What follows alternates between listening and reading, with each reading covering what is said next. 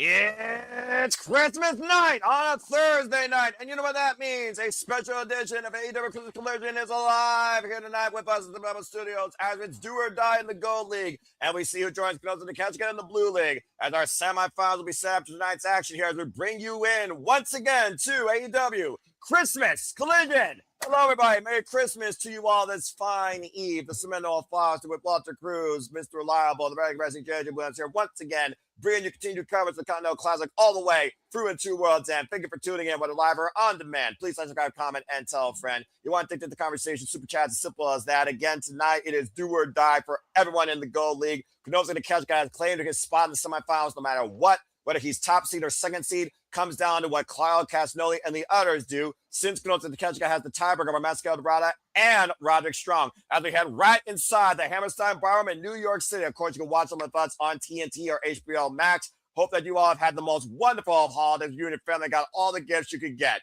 That being said, gentlemen, good to see you all. Merry Christmas to you both and your families. Let's get ready to go right into the night's action. How are we feeling? I'm feeling good.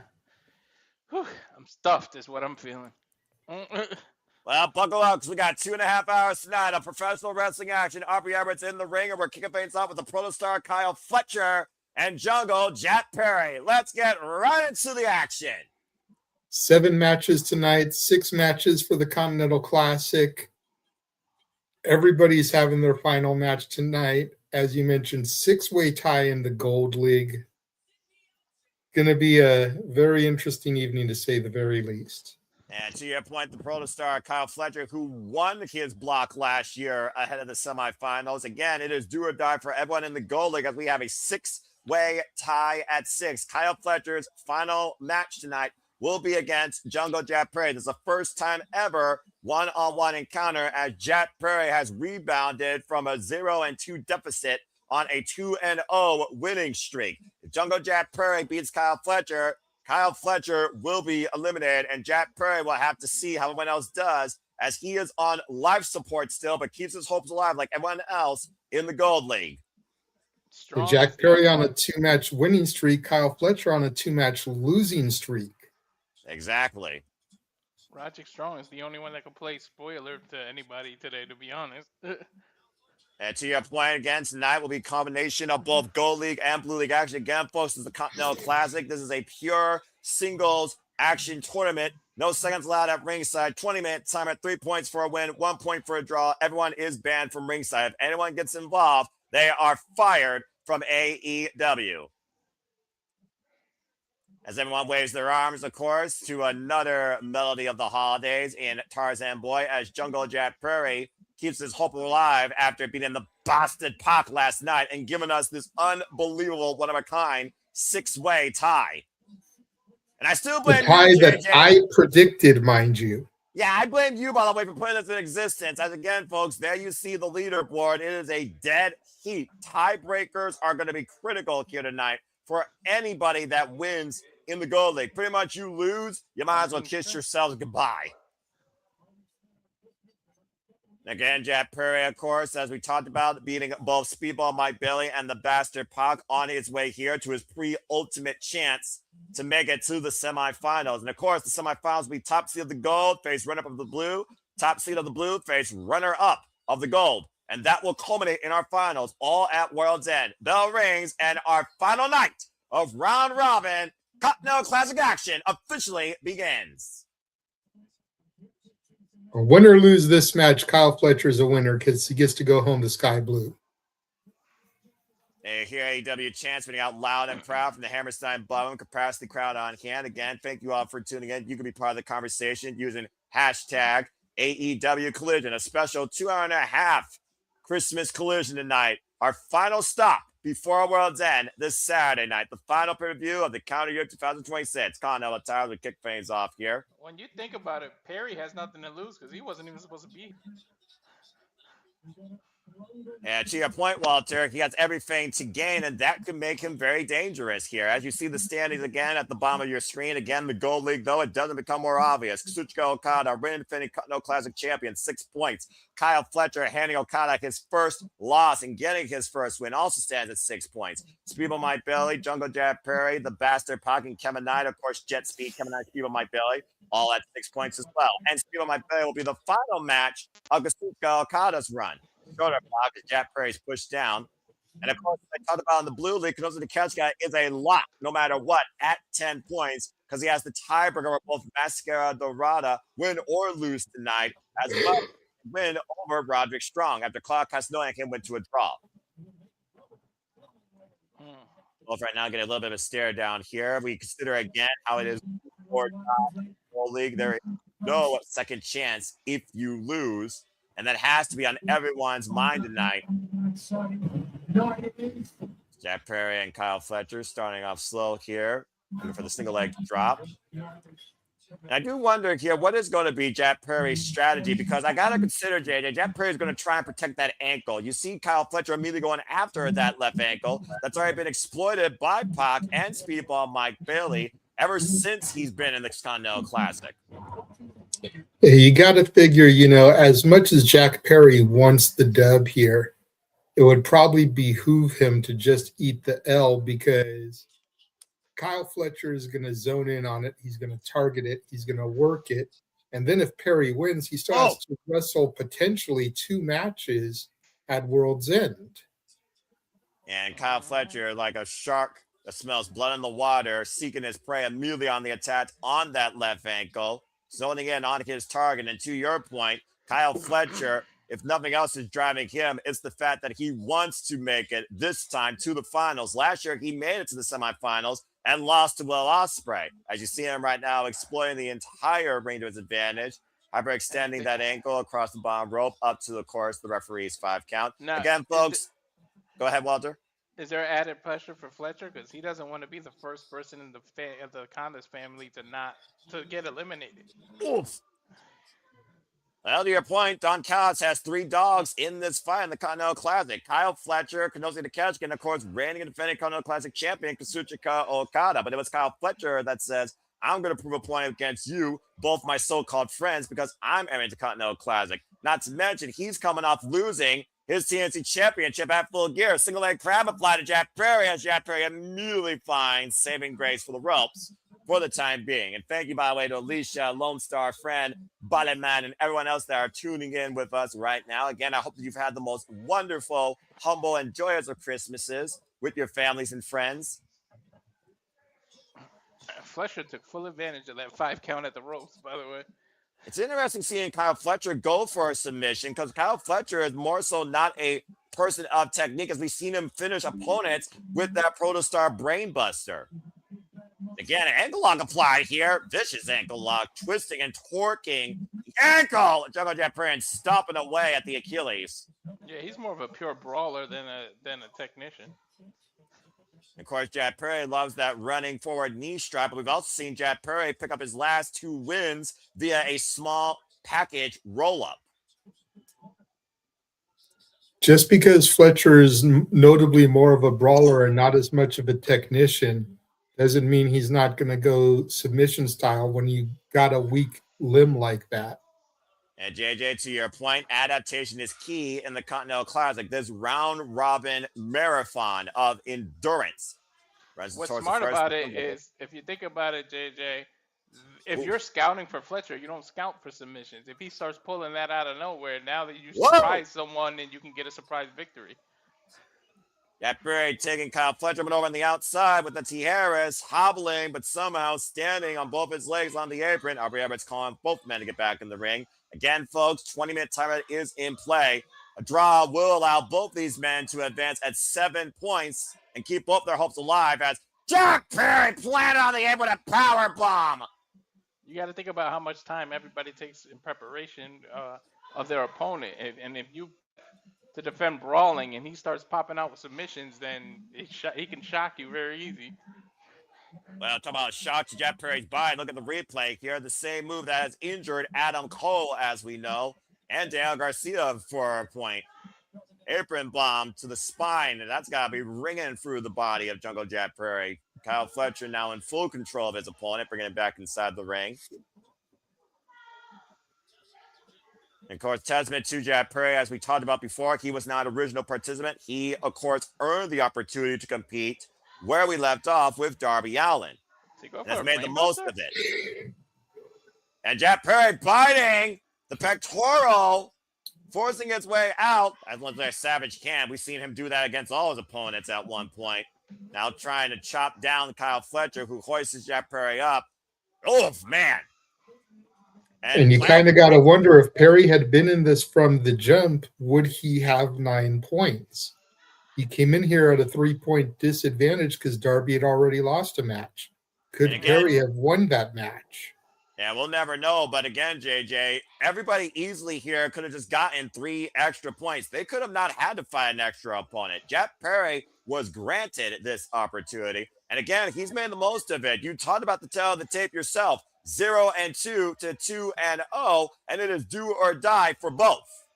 And you see Aubrey Everett's right now trying to bring Jack Perry inside the ring while Kyle Fletcher is exposing. Well, obviously, he wants to expose the muscles and tendons in Jack Perry's prone ankle. Even Aubrey Everett's saying, what the hell? Oh, that's right. I thought he trapped the hurt ankle. That's not the hurt ankle he trapped. Correct. But he does have Jack Perry trapped in the steel ring steps. The other ankle and leg pinned inside. Ew!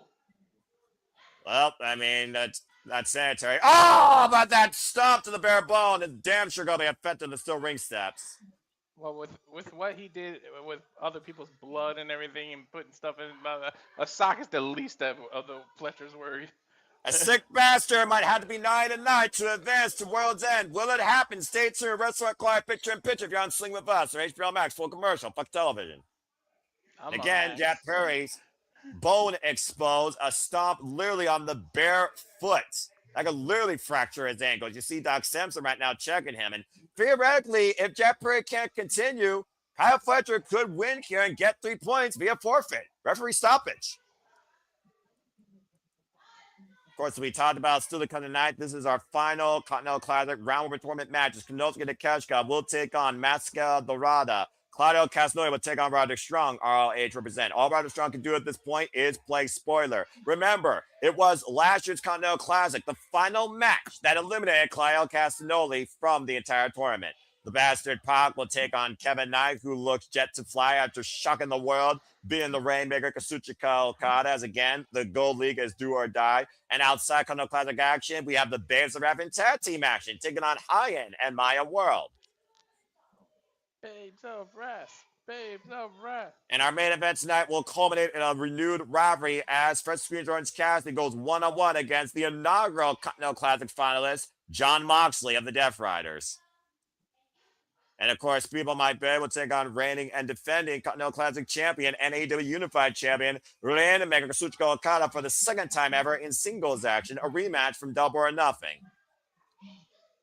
We are loaded here tonight with single exhibitions and a tag team showcase that will bring a smile to anybody's face. And it's Kyle Fletcher right now with a high angle single leg crab on the prone injured Achilles of Jack Perry, sitting flat on his body in the middle of the ring. Jack Perry trying to garner some leverage, keeping his body off the mat, crawling his way towards the ropes again. And I do wonder, though, even though Kyle Fletcher is focusing, exploiting on that single injury, if he only focuses on that, could that be an Achilles later? Again, we talked about Jack Perry's strategy. He's literally won with nothing but inside cradle roll-ups. Again, though, still hard to... Guess we'll have to find out. Well, again, the clock will be playing against these men sooner rather than later. I don't know if either one of you had your stopwatch out, but we've got to be getting close to at least half of the time limit.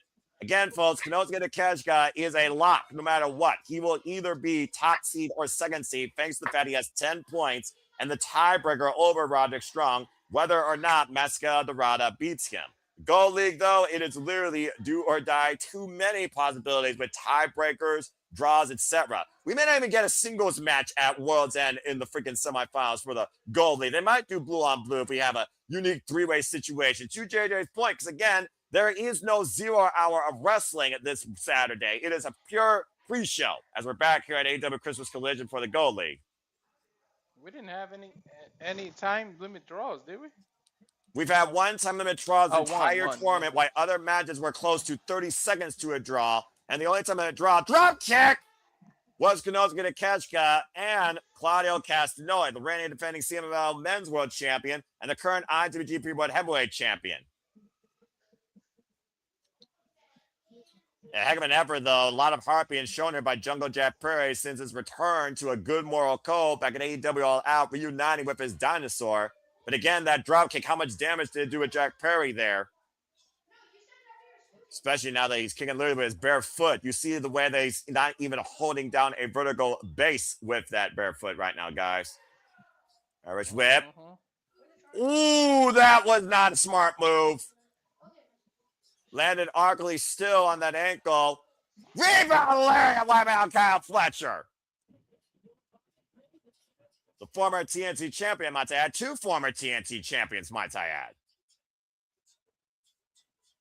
See Kyle Fletcher, though, smart, going on the outside, trying to regroup and find his bearings. Jack Perry right now literally on life support. Now trying for something big here with the baseball slide. Cazadora. Bulldog on the floor. You gotta admire Jack Perry's resilience here, guys, for sure. 100%. JJ, you're the living embodiment of Christmas spirit. Christmas does have miracles. Jack Perry's looking for one, looking for that tope Susina DDT. Kyle Fletcher catching him, though, hoisting him up. Brain Buster on the apron! Or ramp, excuse me. Damn! And Aubrey right now checking to see if Jack Perry's even conscious to continue. Take a look at the replay here, guys. And of course, that's not a flat surface. And no give whatsoever on the walkway. Nope, not at all. Unforgiving, relenting wood with a very thin tarp versus the canvas that the ring has.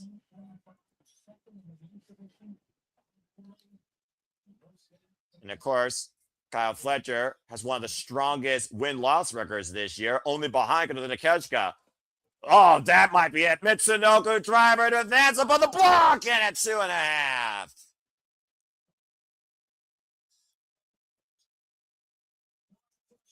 It's all these two men, Sandy.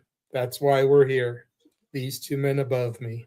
Hey, you don't count yourself out of this either, JJ. You're as much as part of this reliable coverage of what we do here, demonstrating the pursuing passion that we continue to progress here at the Super Level Studios for all things wrestling more than anybody else. Again, we do this for all the biggest shows, pay-per-view specials and PLEs for WWE, NXT, AEW, ROH, TNA, NJPW, and other promotions, of course. Went for that flying leg lariat and connects in the corner. And of course, we'll be back tomorrow covering Boxing Day Brawl for Ring of Honor and so much more. Before Sleepy Disney World's End, please stay tuned.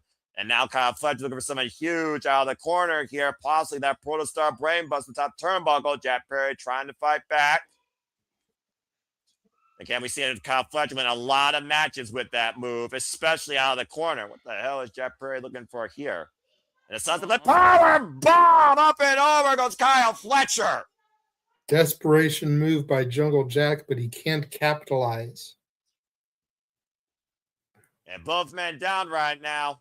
Take a look at the replay here, Walter, and watch the way Kyle Fletcher lands on his head and turns over. Concussion. That could have caused a serious concussion. Again, the lead of the Gold League, your spot potentially in the semifinals, hangs in the balance tonight.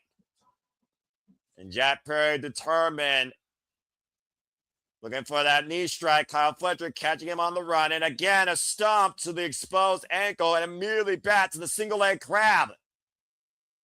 And a high angle lion tamer with his boot on the back of the head of Jack Perry, applying as much pressure as possible. Now, joint manipulation on the toes and changing position. Again, Jack Perry so close to the ropes, reaching out with one finger. Kyle Fletcher, great awareness, though, drawing him back towards center. Jack Perry able to turn his body, looking for the up kicks.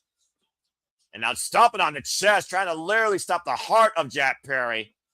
Wait a minute, he got caught. The ankle picked by Jack Perry, though, turning him over. Kyle Fletcher in the snare trap. And look at the face of panic on Kyle Fletcher right now. Lily Chapel, Kyle Fletcher kisses hopes goodbye. You see the discoloration, you see the rage, you see the defiance in the protostar. Trying to drag Jack Perry's way to the bottom rope. He might be going out here. Is Jack Perry going to pull an upset? Oh, and came back by one finger to force the break. As this match goes on. That was close. Talk about literally by the skin of your teeth, proverbially. Right. And the defiance, JJ, the middle finger. As Kyle Fletcher remains alive in this match. Both men do. Oh, come on. I don't want another tie, man. Again, all 12 men vying to be part of the semifinals. Only one has no chance, unfortunately, but could play a big spoiler towards who leads into the Blue League. As we look at the Gold League here with Jack Perry and Kyle Fletcher meeting in center, exchanging elbows. Single leg kick. Front kick by Jack Perry. Kyle Fletcher rebounds up the ropes. Looks for a lariat. Jack Perry rebound lariat. Kyle Fletcher hooking him though. Half and half. Jack Perry on his feet. Kyle Fletcher falling again with the flying leg kick. And again, hoisting up Jack Perry. Uh-oh. Perry's out. Oh, wait, reversal! Come on. And somehow sends Kyle Fletcher up and over out of the attempted Liger Bomb. Critical moment for Jack Perry, looking to hoist up Kyle Fletcher. Got him up vertically. Pile driver! Oof. Break the arm cover to Jack Perry. No! Oh. Oh, so that was close. Hella close. What the hell is it going to take our first matchup tonight, by the way? Right? This is just the beginning. We got less than 2 minutes left in this match, by the way, guys. Less than 2 minutes left.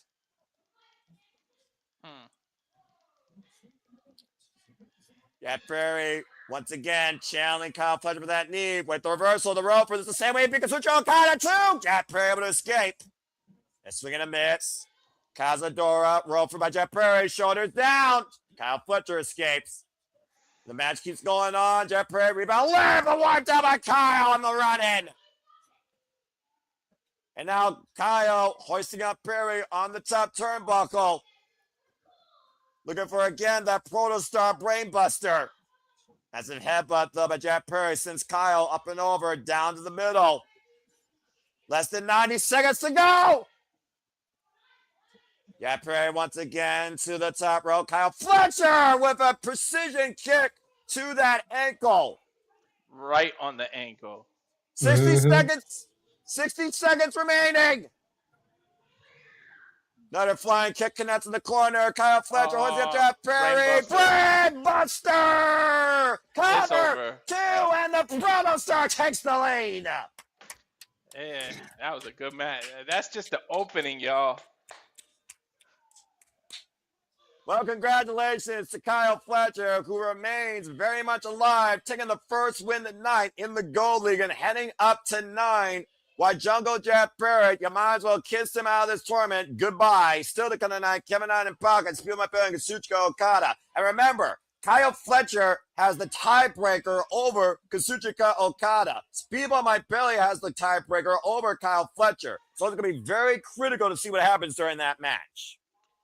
Bro, there was like 52 seconds left. At least. As we go backstage to Roderick Strong, who was with Renee Paquette earlier today. Woo.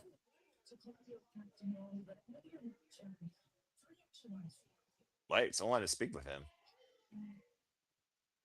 Kyle! Oh, wait. Kyle! Different Kyle. Oh, God. Don't bring me back to the match of the Kyles. That was an awesome match. Kyle Riley empowering Roderick Strong. saying that you never doubted me for a second. And of course, he talked about how he found some blood and guts. Why he's got a fractured arm, a bad neck.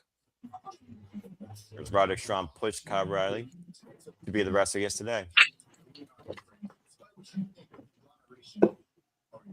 And Kyle reminding Roderick Strong, the collaboration are your friends. You know, close to skimming up with those men, John.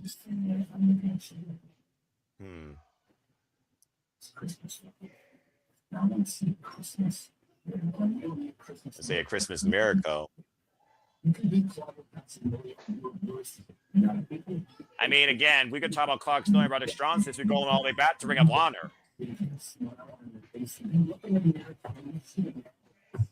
the man that I see. Roderick Efton Strong.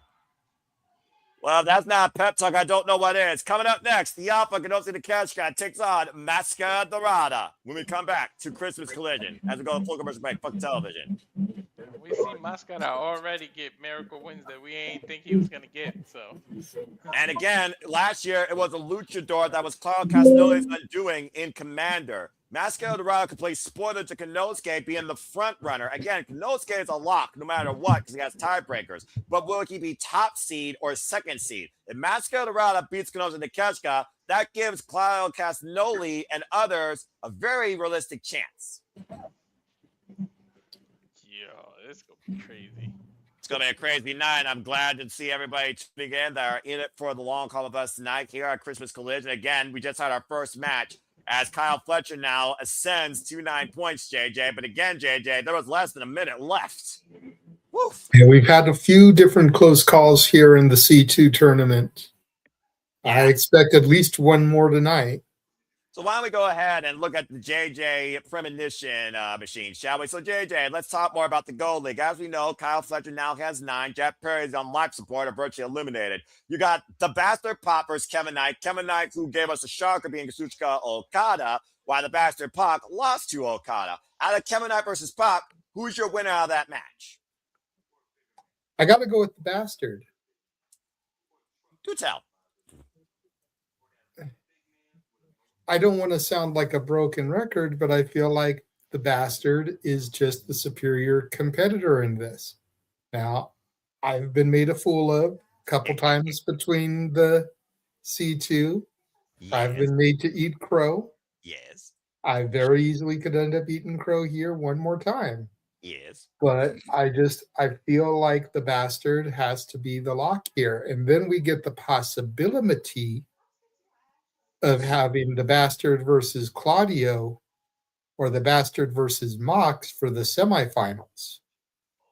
Yes, Death Riders. Of course, Claudio Castagnoli, as we know, beat John Moxley, and of course, his second match of his run. And of course, looking more at the Gold League, though, reigning and defending Continental Classic champion Kazuchika Okada goes 1-1 against Speedball My Billy, a person that he has beaten before. We've already seen Okada upset by Kevin Knight. He was upset in his opening match. He was upset, of course, in his last match in Manchester. What do you think about Okada versus Speedball My Billy? Could Jet Speed both get the better of the Rainmaker?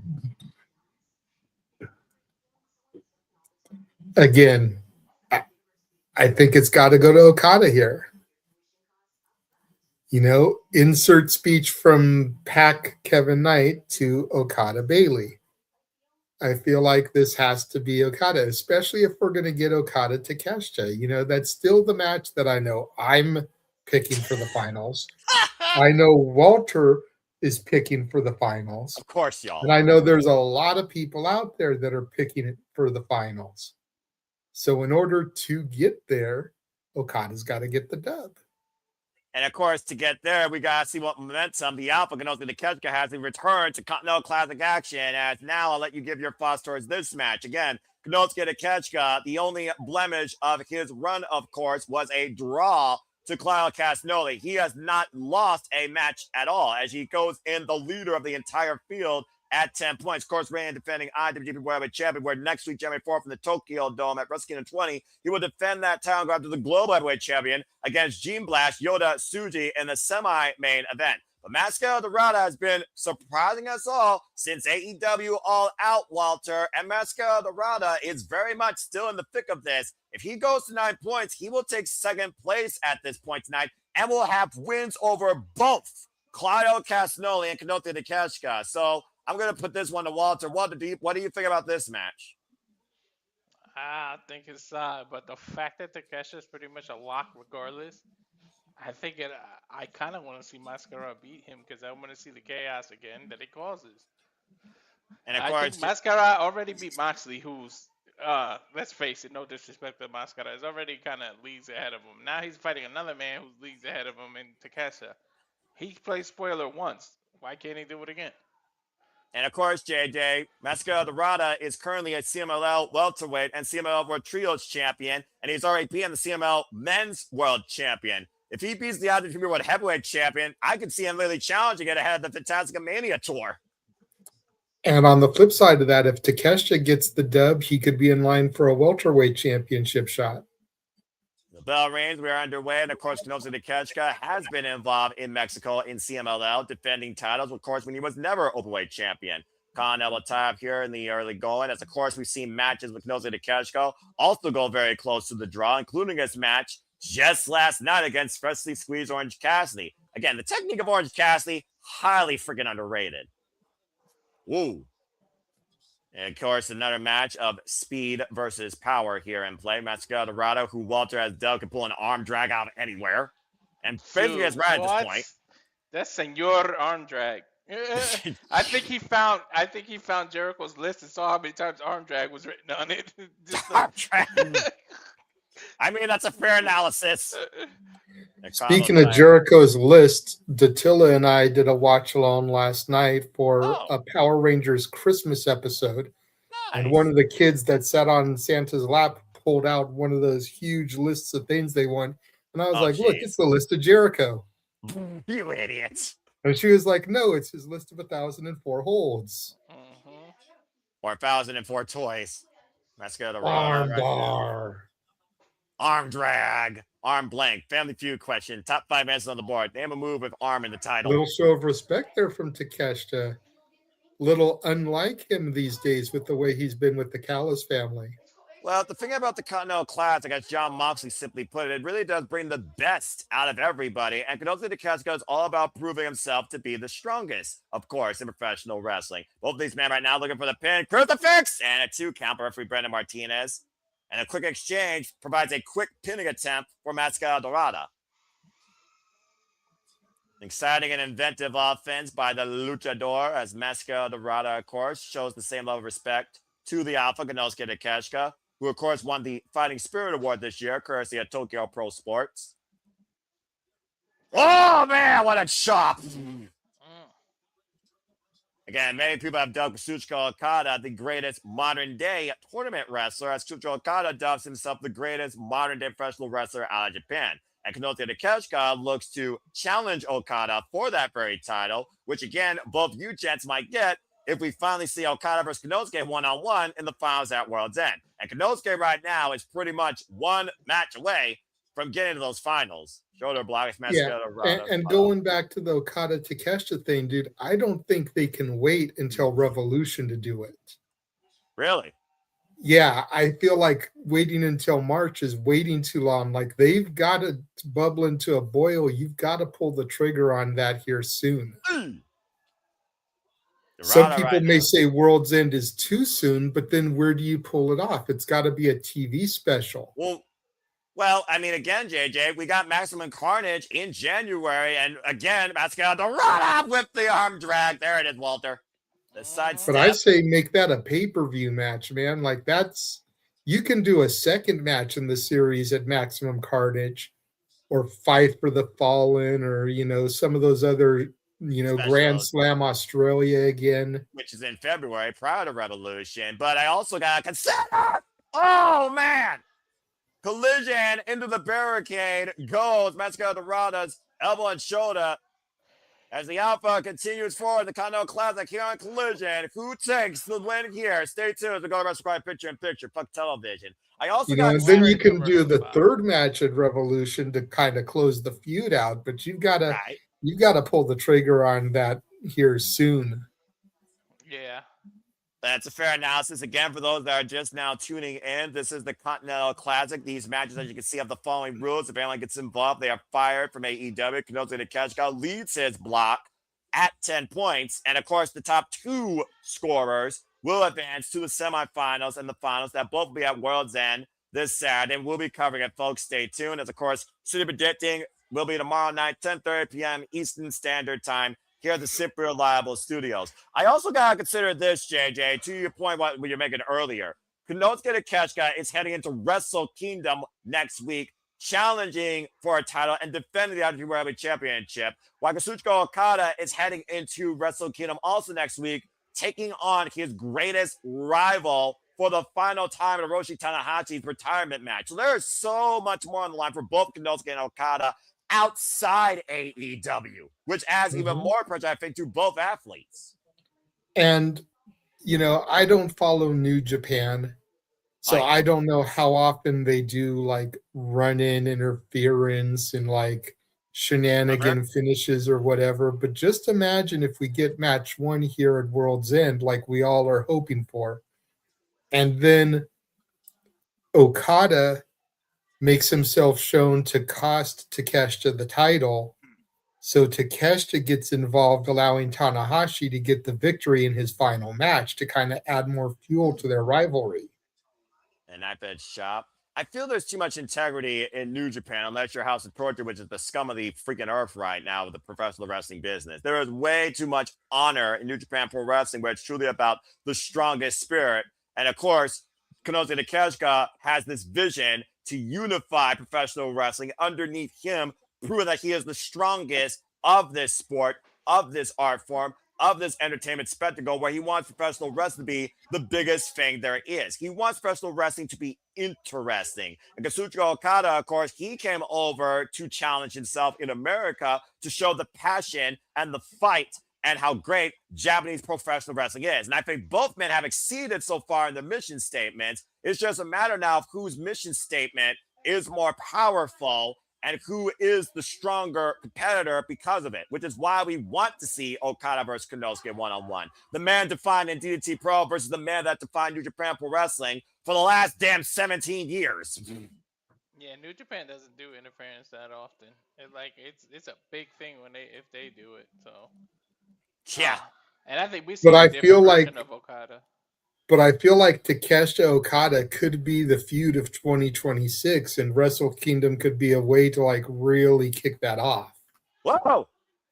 But right now, Máscara is trying to kick off his comeback here as we're back at Christmas Collision with a beautiful takeover T. Harris here with Máscara versus Konosuke Takeshita. Both these men's last match in round robin tournament action here in the Continental Classic in the Blue League. Máscara Dorada on the top of the ring post with a beautiful moonsault to the outside. Now, let me ask you, Noah, who would have the tiebreaker advantage between Takeshita and Claudio? I would have to give it a concern. You look at the final opponent, Roderick Strong lost to Konosuke Takeshita. If Roderick Strong beats Claudio Castagnoli, not only does he play spoiler, Konosuke Takeshita would have the tiebreaker. I mean, Konosuke would be the top seed. 450 splat, Máscara Dorada, hook on the far leg at 2 count. But if Máscara Dorada beats Konosuke Takeshita as he already beat Claudio Castagnoli, then that gives Claudio a chance to take a tiebreaker if he beats Roderick Strong. So really it comes down to what happens in this match first, because it's happening before Claudio versus Roderick Strong. Well, because what I was going to say is, to Walter's point here earlier, if Dorada beats Takeshita, Takeshita still sits at 10, Dorada goes up to 9. Correct. You know, then boom, thunder bomb, counter 2. Damn it! Why? Still doesn't get a pinfall victory. Shut the fuck up, JJ! You might as well have not interrupted JJ. Let him talk. You knew that wasn't going to be a thing. Into their Christmas miracle! All right, go ahead, continue, JJ. Son of a bitch! So point being is that Claudio would have to win in order to then edge Dorada out. Correct. Again, literally, Konosuke and Claudio are fighting for the number 1 spot. It doesn't get simpler than that. And Konosuke right now teeing off against Máscara Dorada. This is their third encounter. by the way, in some capacity in the ring. First ever singles encounter. And again, the strength. Too many tijeras. And up and over. Oh, man! Damn, Destroyer? As the Destroyer poison around. Watch out! Watch out with a lariat! Just the half cover, hook the fire leg, kick at 2.5. To me, I think the Destroyer has won more matches this year than the Blue Thunderbomb has. Yes. I believe you are correct with that point. With the Panama Sunrise, of course, winning Adam Claudio this year, the TNC Championship as a first prime example. Take a look at this lariat, by the way, the wham! And I know Penta's actually won with it at least once, if not twice, in WWE, even though it's not his primary finisher. We wish Penta, by the way, all the best. Couple of weeks as a finisher, so I'm about to say, like, one of his debut finishes, by the way. And Castagnoli, ooh! Holy shit, that'll knock your shoulder out of its socket. Yeah, Harper literally elevated Máscara around the top turnbuckle. Now Konosuke perched on the inside second, looking to finish Roderick here, possibly looking for Rage and Fire. That Falcon Arrow, Máscara stopping it though. Hyan on the shoulder. Takeshita rots there, and Máscara. Máscara is the only person that could turn an arm drag into a finisher, and I'll believe it. Whoa! We're at the halfway point of this match, by the way, folks. 10 minutes have gone by, 10 minutes remaining, and Dorada again off that beautiful takeover Rana. Looking for something big out of the corner, shooting star. Rolls out of the way. Konosuke on the inside, up and around. Uh-oh. Hit dump, Ganashi, bastard driver! With reverse up, let's go to cover two! Whoa! I thought he was going to turn that into that wheelbarrow German. I'm sure that was the plan, and then Dorada got the reverse roll-up, nearly got him. Running shooting star now connects, hook up both legs, too! No! Yo, I thought he got him for a second.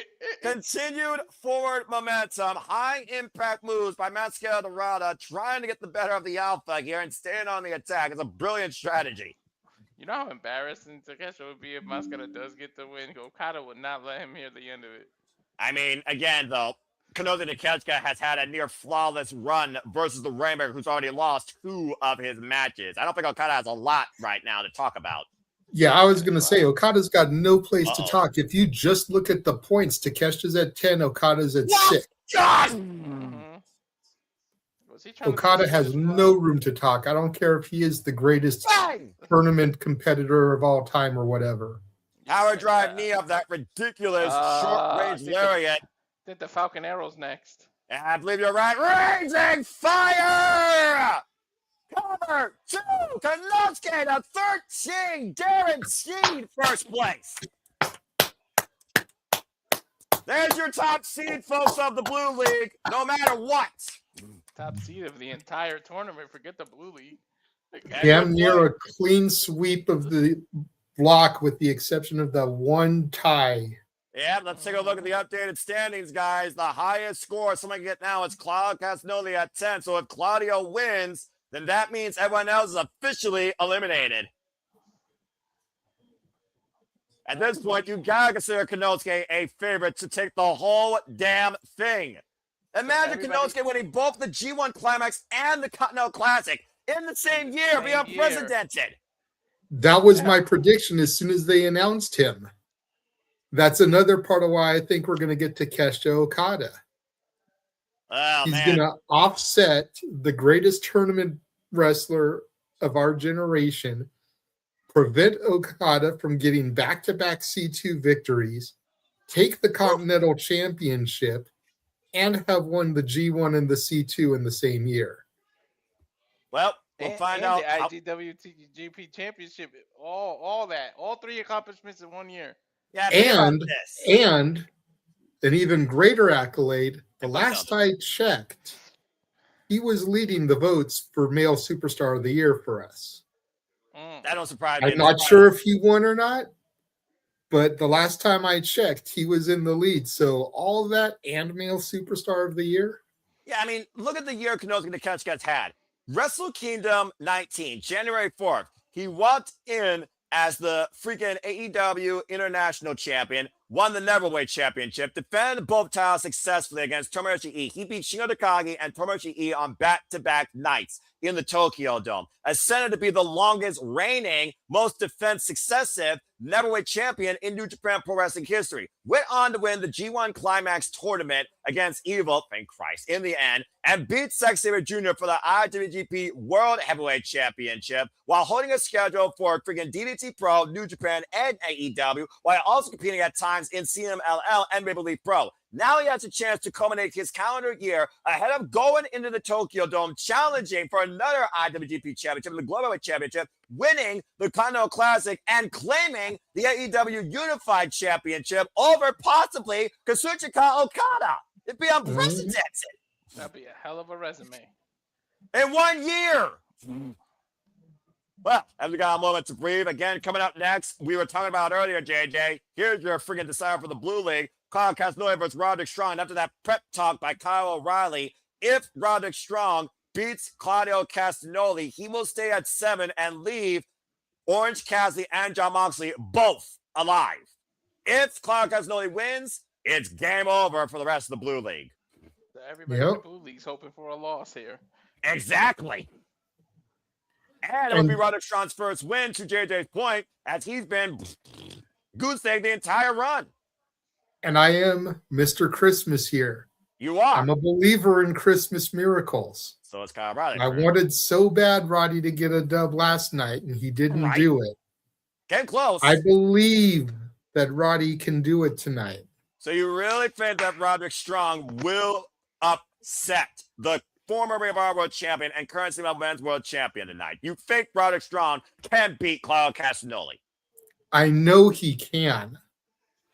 The question is can he beat this version of Claudio Castagnoli? Yeah, to your point, I just want to bring people a little bit of history on Claudio Castagnoli versus Roderick Strong. The first time they met each other was back in 2006 in ZCW in the best of the best 6 semifinals match. Claudio Castagnoli won that night. Since then, their last singles encounter was in Ring of Honor over the FIP World Heavyweight Championship. Roderick Strong beat Claudio that night. They've also met each other, of course, later on in PWG, as you know, JJ, on a couple of occasions. Both those times, Claudio Castagnoli won. The last time these two went one-on-one in AEW was in October earlier this year, and Claudio won. So Roderick Strong is looking for the first time in AEW to beat Claudio Castagnoli. Hey, Strong, it's a tournament. If you really want to win, just go put on a lucha mask and wrestle lucha style. You'll beat Claudio. Yeah, I love those, by the way. As you see the Death Friars, of course, Daniel Garcia and Wheeler Yuta wheeling on. Santa had to go into his sack and pull out a Reese's, courtesy of my pop. Hey, stocking full of candies this morning, so. I love it. Yeah, I have my Warfers, my Kit Kats, and of course my Twix, and of course Claudio Castagnoli looks to break Roderick Strong's body and spirit and hurl himself guaranteed second seed in the Blue League to the semifinals of the Continental Classic. Again, last year, his last round robin tournament match was his undoing. That loss to Commander eliminated Claudio Castagnoli, as Claudio Castagnoli not only goes in here in second place, he goes into his third Continental Classic. He has the most Continental Classic experience than anyone else in this entire history of the Continental Classic, but he's never made it out of the preliminaries. That's why I said if Roderick really wants to beat him, man, just go out there with a lucha mask and wrestle that style. Claudio cannot beat luchadores in a tournament. Well, let's see what Roderick Strong brings tonight, especially after what he heard from Kyle O'Reilly. Good luck to the Messiah of the Backbreaker. He's going to need it. Part of me is actually rooting for Roderick Strong as well, considering I know what this man is capable of, considering his work in Ring of Honor, if nothing else. And that is undisputed. Is there a woman, is there a pregnant woman in a wheelchair in the front row? Maybe Roddy can use her as a weapon. Do you have to bring that up? I do. Have to be serious here. I am being serious here. We have video evidence of him doing that. And of course, you know, to a close personal friend of ours too. It's not even like it's just some random person at a show. It's somebody we actually know. Well, anyway, oh God! And then my Shout out and a Merry Christmas to the West Coast professor Jeff Mother effing Meacham. And both these men starting out quick at the jackknife follow-up off the neutralizer counter. Brad Transberg gets a 1 count here, and neither of these men are wasting any time. They know what this means. In all seriousness, though, he knows that if he wins, that's over for everybody else. He tried to do the neutralizer, and he popped out with a European uppercut immediately. Exactly. Well, he also knows, again, the last 2 times. Whoa! He failed. And Claudio Castagnoli immediately on the attack. The emissary of violence and John Moxley's Death Rise with a deadlift. Cover 2. Count only. Dude, Claudio's not messing around. I mean, how many times do you let history repeat itself before you do something about it? Popping bomber, cover, hook on the far leg, 2. No. Roddy literally turned inside out. Another running uppercut turns Roderick strong inside out, brings it back in the ring, cover 2. Count only. Dude, Roderick has barely been able to get out of the gates. I don't think Roderick Strong's pulled any offense out since Claudio decked his jaw. I think again on the attack, on the outside with the running uppercut. I mean, Claudio Castagnoli looking for an easy day at the office at this point. Looking probably for a count out here. There's never an easy day at the office when you're a wrestler. That's an accurate point. And again, the moment Roderick Strong moved, Claudio Castagnoli immediately back on the attack. Hoists at Roderick Strong. Uh-oh. Oh, no. That was across the Adam's apple. And driven over the barricades to the All-Elite Fleet. And again, Claudio is looking for a count out here, guaranteeing the elimination of the rest of the Blue League, including JJ's point, John Moxley, who Claudio Castagnoli already beat. Of course, John Moxley beat Roderick Strong, so if Roderick Strong does win here, John Moxley would hold that tiebreaker. Orange Cassidy, however, did fall to Claudio Castagnoli. So if John Moxley beats Orange Cassidy, then John Moxley, of course, will move forward into the semifinals. Wait a minute. Pick up. Oh!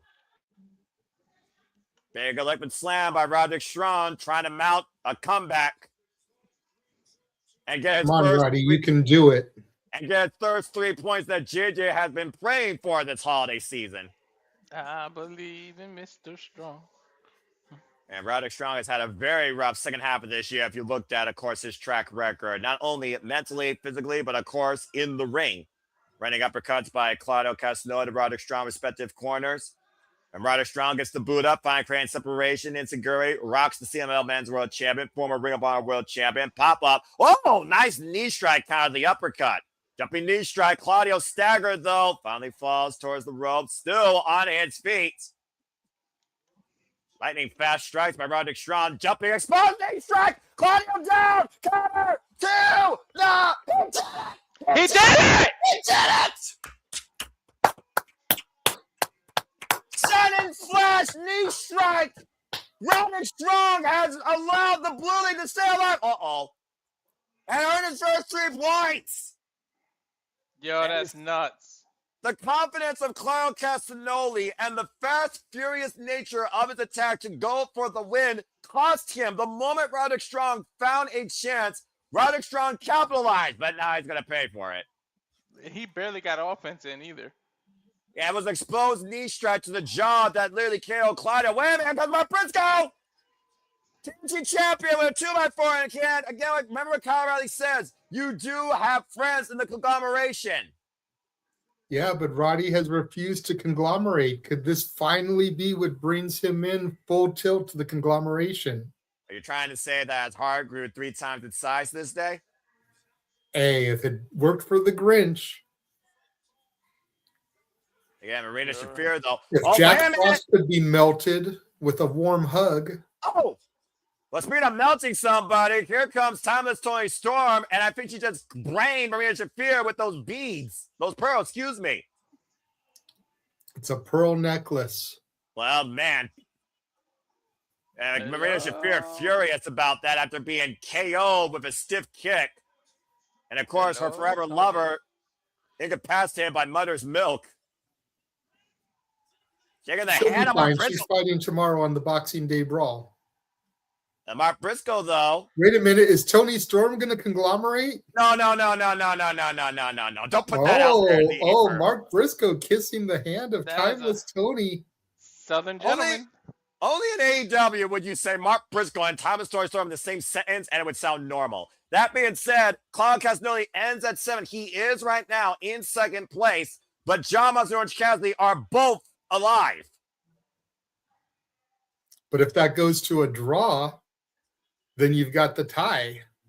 And of course, that would mean the tiebreaker would probably go to, in this case, depending on, of course, who have more wins in their run of previous opponents, I would think it would go to John Moxley, as we got another moment here looking at FTR, who, of course, still are the AEW Tag Team Champions after outsmarting and outlasting the Bang Bang Gang for the first time. But again, congratulations to Roderick Strong getting his first and only 3 points and beating Claudio Castagnoli clean as a whistle.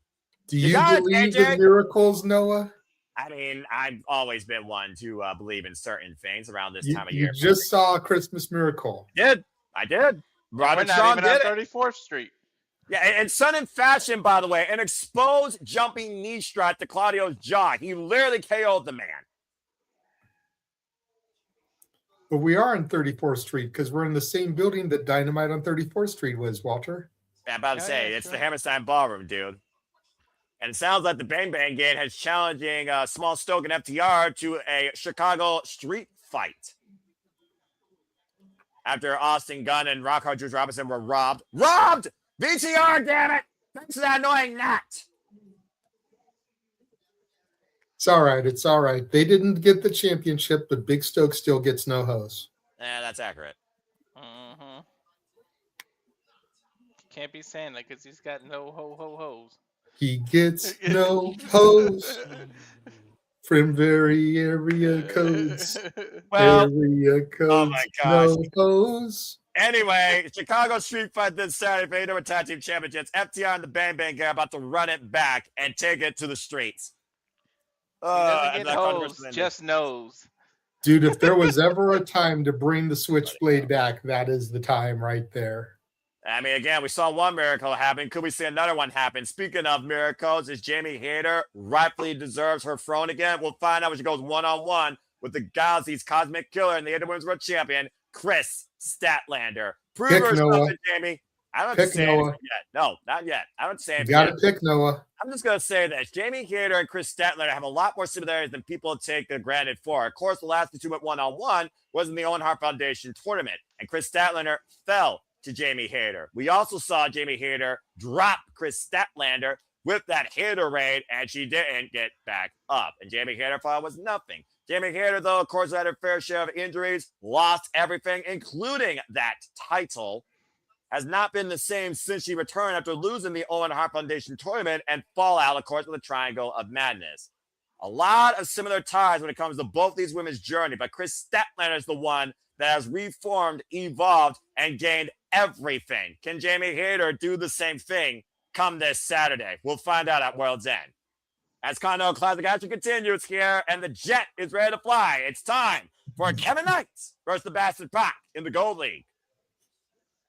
Oh, man, this Saturday, World's End, I'm so damn pumped for this pay-per-view, as always. But I'm more particularly pumped for the women, and, of course, AEW Women's World Champion Chris Statlander and Jamie Hayter. But in the meantime, Continental Classic rolls on, and let's go to the Gold League, where, again, it is do or die, as the Jet Kevin Knight with Matai Ad, an incredible match against the Proto Star, Kyle Fletcher, and a win Matai Ad over him.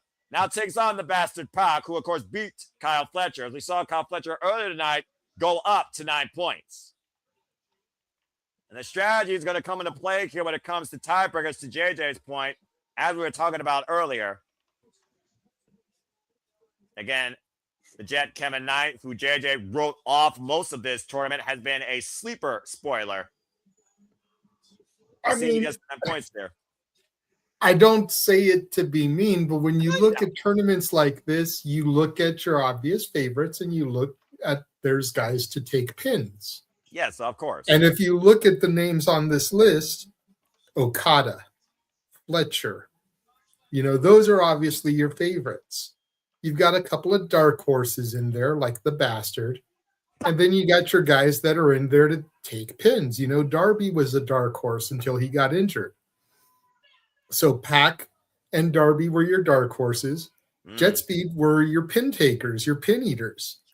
But they obviously wanted to do something more with them in this. So kudos to them, but that's why I had the stance that I did here. Fair point. And of course, if Kevin and Pac go to a time limit draw, they will each only get 1 point and each be tied at second place at 7. Of course, Kyle Fletcher lost to the bouncing bastard Pac in Manchester, England. And Kevin Knight. Kyle Fletcher, think about this, guys. Kyle Fletcher, 2 of his losses, his literal 2 losses, came at the hands of these 2 men. Or no, excuse me, it's actually Speedball My Billy, but Speedball My Billy of Jet Speed and the bastard, of course, Pac. And again, folks, the lead of the gold will face runner-up of the blue. And of course, the runner-up of the gold, we now know will take on Konosuke Takeshita, the winner of the Blue League. We've already seen 1 draw in this tournament. We have not seen no draws, though, in the Gold League here. And looking at both these men's similar styles of speed and agility, this match could vary gold to distance. Bell rings are underway.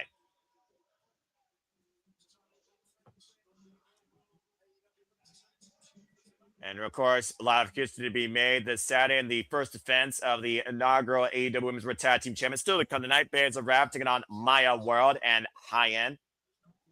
A stiff Continental tie-up here in the early going proceedings here. And a standing switch exchange right now being applied. The front face lock. And I mean, again, what would it mean for both Speedball My Billy and Kevin Knight to make their ways into a tiebreaker situation or be the top 2 potentially here in the Gold League if both men win here? Armringer. It would be interesting to be sure. Well, I mean, Speedball and Kevin Knight talked about how they want that Jet Speed final. The final can't happen with these 2, but a semifinal very well could. The armringer being applied right now by Kevin Knight to the bastard Pac. Well, no, a Jet Speed final could happen in theory because the tiebreakers. One of them would be the semifinal. One of them would be the number 1 seed. One would be the number 2 seed. I didn't think about that. You're absolutely right. That's true because no matter what, it is gold versus blue on both sides of the semifinals. It's just a matter of where you plant. And we know one plant for sure. The top. And then in theory, if they each won their semifinal match, it would be a Jet Speed final. But I don't see either of these people getting past Takeshita. Well, let's see if Jet Speed takes a spot in the semifinals here. Again, the bastard Pac goes in here with 6, along with Kevin Knight. Kevin Knight's wins, of course. Ooh, nice headlock takeover there. Cover. Kevin Knight's wins, of course, over Darby Allin, a.k.a. Jungle Jet Prey, because he took the spot. And, of course, that shock win in England over Rainmaker Kazuchika Okada. Speedball My Billy's wins, of course, are over Kevin Knight. And also, as we talked about before, Kyle Fletcher. And, of course, Pac also had 6 points with wins over, of course, Kyle Fletcher. And right now the drop down. Ooh. Again, both these men founded in Japan. Kevin Knight, of course, former IWGP Junior Heavyweight Tag Team Champion. Bastard Pac, former Open the Dragon Gate Champion. And also inaugural All-Atlantic Champion that, of course, became the AEW National Championship. Deep Arm Drag takeover by Kevin Knight. Whoa, man! And driven up and over. I like how Pac stopped Kevin from getting to the ropes in that Bulldog choke. And Plancha steps out of the way. Again, folks, pure one-on-one contest. No seconds allowed at ringside. 20-minute time limit. 3 points for a win, 1 point for a draw. Anyone gets involved, they are fired. Has been the integrity of this tournament since day one. Kevin looks like he's getting frustrated. Well, we all know how much the bastard likes to get in his opponent's heads. It plays to his advantage. Again, folks, next week, Wednesday, we will ring in the new year with New Year's Smash on New Year's Eve before our annual Saturday Shenanigans New Year's Eve special. Please stay tuned and be along with us for the ride as we usher in 2026 and say farewell to 2025 and more to come. You see right now, Pac finally making his way back inside after turning the momentum down. Get to the midsection of Kevin Knight. In front face lock. And the nice thing is also, neither of these men are showing any signs of wear or tear or injuries, despite how much they've given in this tournament. Of course, Pac right now showing he has the power advantage with these hard average whip in the turnbuckles. Again, folks, World's End this weekend, 8 p.m. Eastern Standard Time, live on pay-per-view, exclusive on HBO Max. $40 for HBO, of course, subscribers. You can get it for your local pay-per-view outlet. And, of course, we have a 0 hour hosted by Renee Paquette, RJ City, and Double J, Jeff Jarrett.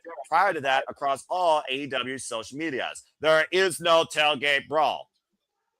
And, again, I still think they're going to have at least one match on the pre-show. It'd be an interesting exhibition choice, but I wouldn't know what you would do considering the importance of this end-year show to show who's going to lead 2026 in AEW. Well, if we've got a multi-person tie, that could always be a tiebreaker match. He's still holding out for that. You really think that this Continental Classic could happen? Dude, this C2 tournament has been full of shit that we never thought we would see.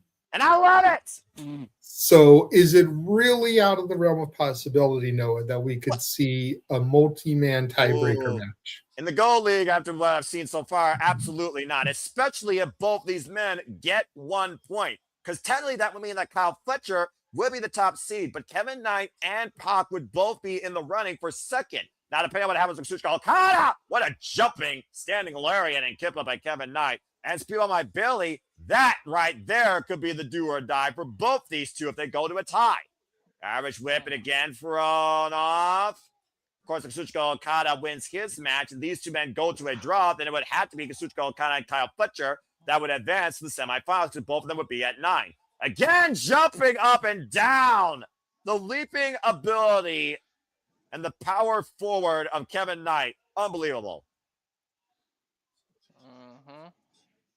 Get your heart out, LeBron James. Just bouncing up and down everywhere. This boy freaking bouncing. Now Kevin Knight looking to take flight up the top rope here. And Pac going to the outside. Smart strategy by the bastard. Getting a little respite here. Kevin Knight. Whoa, God! Holy hell! Get ready to fly! You are, I am. Oh, wait, and somehow stuck the landing. Look at this, guys. Good Lord. Soaring with the greatest of ease tonight in the Hammerstein Ballroom, finding his mark. And the Larry DDT drops the bastard on his head. Cover 2. No. Pac somehow able to get the left shoulder up. Again, non-copyright, by the way, JJ, but good man. About that, I'm not even sure how far we are. I don't think it's been 10 minutes yet, but good grief. And Kyle Fletcher right now. You almost wonder, is Kyle Fletcher want to see these two go for a draw? Because, again, that would mean that he would still hold first place for the time being. Considering he lost to one of these two men. And again, driving that fist right into the head of Pac with a snapmare now. Pac might literally be out for right seeing. The sliding elbow connects. Cover hook the far leg kick, and Knight gets a 2 count. This high octane match continues in WrestleClive picture-in-picture for television. Who's going to take flight to 9, or are either man going to be in a tie? Woof. Finally, give me a moment to freaking breathe. Dadgummit. I knew this match was going to send me into high velocity. Oh, and a kick out by Pac. I mean, again, we talked about before, Kyle Fletcher lost the bastard Pac, but Kyle Fletcher did beat Kevin Knight. Kyle Fletcher, of course, also beat Kazuchika Okada, lost to Speedball Mike Bailey. And the bastard right now just driving his boots. Pac was very adamant, by the way, in his pre-match thoughts to Renee Paquette, exclusive on AEW's X, saying that every match is just as important. There is no loss for me. This is not a circus. This is professional wrestling. And John Moxley, of course, echoing that with his earlier sentiments about how this tournament brings the best out of everybody in its simple formula. Get 3 points. Average whip, hard average whip to Kevin Knight again, just bouncing off the top turnbuckle pad. Again, folks, still the kind of night. Francis Jones Cassidy versus John Moxley, Kazuchika Okada versus Speedball Mike Bailey, and our AEW Women's World Tag Team Champions, the Babes of Wrath, Harley Cameron, and Willow Nightingale, taking on Hyan and Maya World. It also was announced, by the way, earlier today, Harley Cameron making her Pro Wrestling Eve debut next year at Queendom. A lot more fun there. I did see that. You all can follow Pro Wrestling Eve, of course, on YouTube, as, of course, Dan and Adam do a great job, of course. You can actually go see Will Nightingale's inaugural match in Pro Wrestling Eve for free now on YouTube. Again, just driving the boot into the throat of Kevin Knight. If I was Pop, though, I would not take Kevin Knight lightly here. Because Kevin Knight literally is a guy that could work his playbook. Probably fly higher, honestly. Mm-hmm. Of course, Pac, former Trios champion, as JJ saw Game 7 in the fabulous Forum, of course. Pac very accomplished here in AEW. Kevin Knight still very young and untested, JJ. Missile drop kick sends Kevin Knight up and over. Good Lord. And Pac with the cover, hook of the far leg, deep hook, gets the 2 counts as referee Stephon Smith. And again, folks, we'll be back here tomorrow with Boxing Day Brawler for Ring of Honor and simply predicting World's End. And we'll be back with World's End coverage Saturday night ahead of the Saturday Shenanigans, Week Marvel Conversation of Wrestling Madness, as we head into the final week of the year. And Pac right now looking to work the head and neck of Kevin Knight, possibly soften it up for that brutalizer, Walter. Mm-hmm.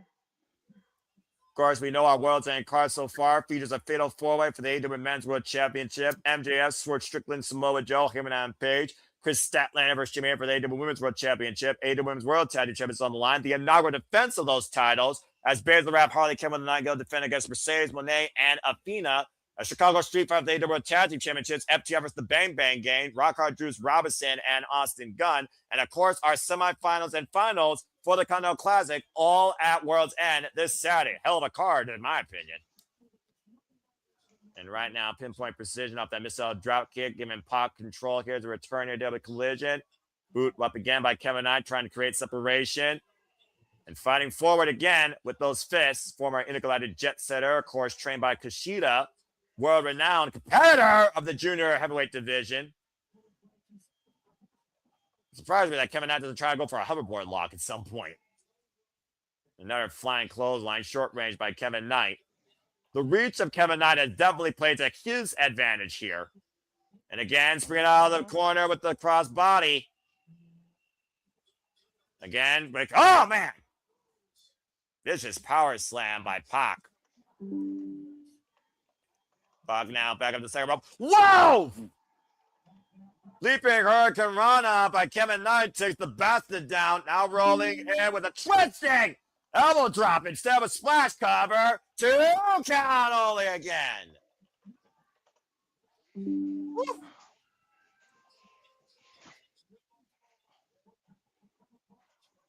And a bit of a stalemate here right now, and Kevin Knight fueling definitely this match.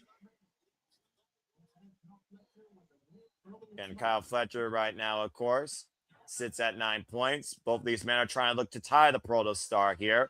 Kevin Knight falling in, sit up and over. And Pac, though, as Kevin Knight looks to soar again, Pac gets out of the way off the springboard clothesline, runs in. Oh, Jesus Christ! Overhead belly to belly, he flew all the way out the ring. Yeah, he literally hit the top turnbuckle and went up and over to the floor. Good Lord. Hey man, you call yourself jet speed for a reason, right? You just flew. Yeah, but jets don't crash like that. At least they're not supposed to.